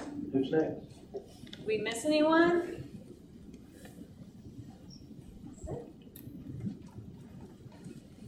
Okay. So we have a lot of themes actually and threads, and obviously at the core of each table is this concern about maintaining, cultivating the quality of our relationships. How do we do that between each other? How do we make more opportunities to come to the table, to come to the living room, to invite each other over, to destructure the conversation so we can in fact just talk and listen, and that listening is as much a part of good conversations as anything.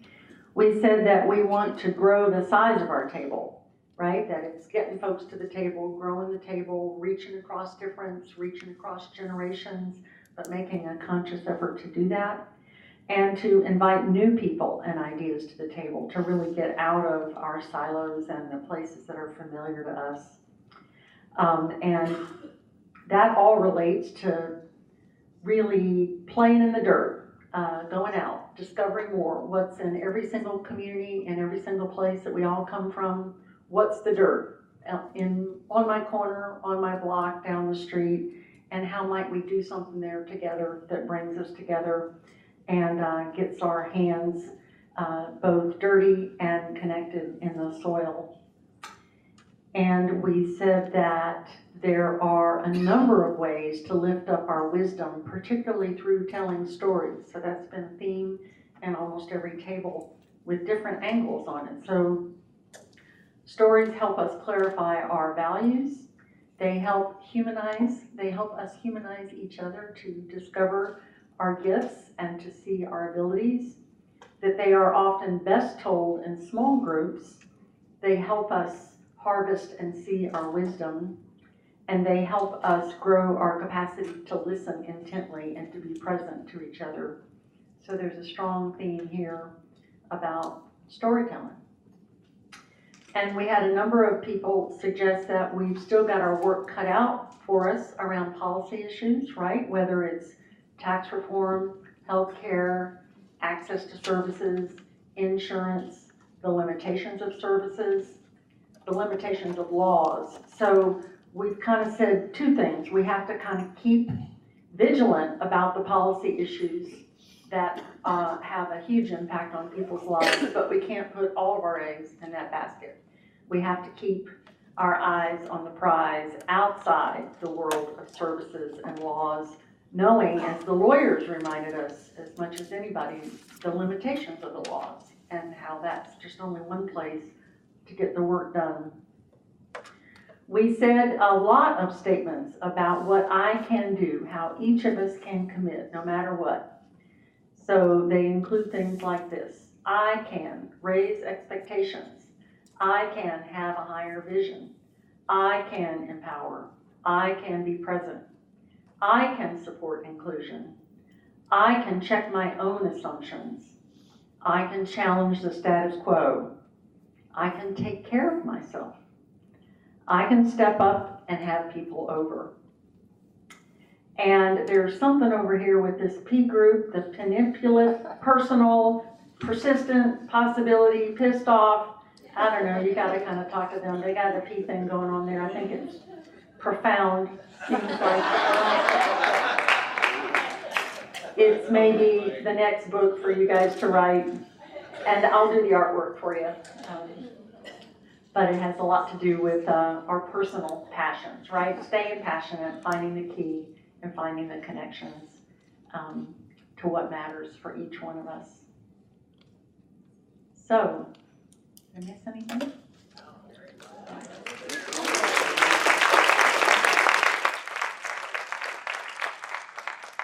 I just want to finish with one thing that I was going to share earlier, but I was worried about my time, trying to be a team player. But in preparing for today, I reviewed the speech that Martin Luther King gave, the Beyond Vietnam speech that was in 1967. And for people who have a memory of that or learned about it in history, this was the speech that almost broke the movement apart because so many people were concerned that he was taking a position about Vietnam. And of course, it's a long and brilliant speech, and I would revisit it. It was great to revisit it, actually, because his passion was that he couldn't stand to be silent about Vietnam when the issues that related to social justice issues that mattered most to the civil rights movement involved, among other things, funding. And if all this money's going to war and we're all caught up in militarism and racism and capitalism, that's what that kind of cloak of waste was, that we couldn't really solve the problems that were ahead of us from a social justice point of view. So there's so many, I'm not reading you the whole speech, I just wanted to read you the very end, don't worry, Mark, relax. But it so struck me that it resonates with the quality of today's theme. And he says several times in this speech, because he was asked not to speak out about, not to put these two things together. And he says repeatedly, I cannot be silent. Our only hope today lies in our ability to recapture the revolutionary spirit and go out into a sometimes hostile world declaring eternal hostility to poverty, racism, and militarism. This call for a worldwide fellowship that lifts neighborly concern beyond one's tribe, race, class, and nation is in reality a call for an all-embracing and unconditional love for all mankind. We are now faced with the fact, my friends, that tomorrow is today. We are confronted with the fierce urgency of now. If we do not act, we shall surely be dragged down the long, dark, and shameful corridors of time reserved for those who possess power without compassion, might without morality, and strength without sight. So now let us begin. Let us rededicate ourselves to the long and bitter but beautiful struggle for a new world. If we will make the right choice, we'll be able to transform the jangling discords of our world into a beautiful symphony of brotherhood. If we will but make the right choice, we will be able to speed up that day all over America and all over the world when justice will roll down like waters and righteousness like a mighty stream. So that's what it felt like being with you all today. Thank you so much for having me.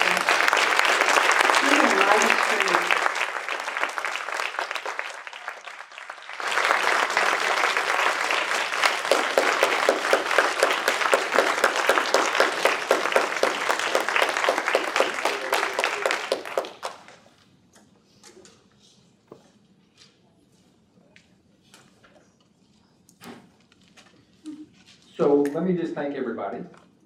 Thank yourself and all the folks that were involved in this. Traveled from New York, coastline, and middle Georgia, and South Georgia, North Georgia, all the place. So just thank you for taking time out of your busy day. Cheryl, would you mind standing up for a second? And also the other staff, part of our team here at the library, folks over there. Would y'all take some time to thank these folks?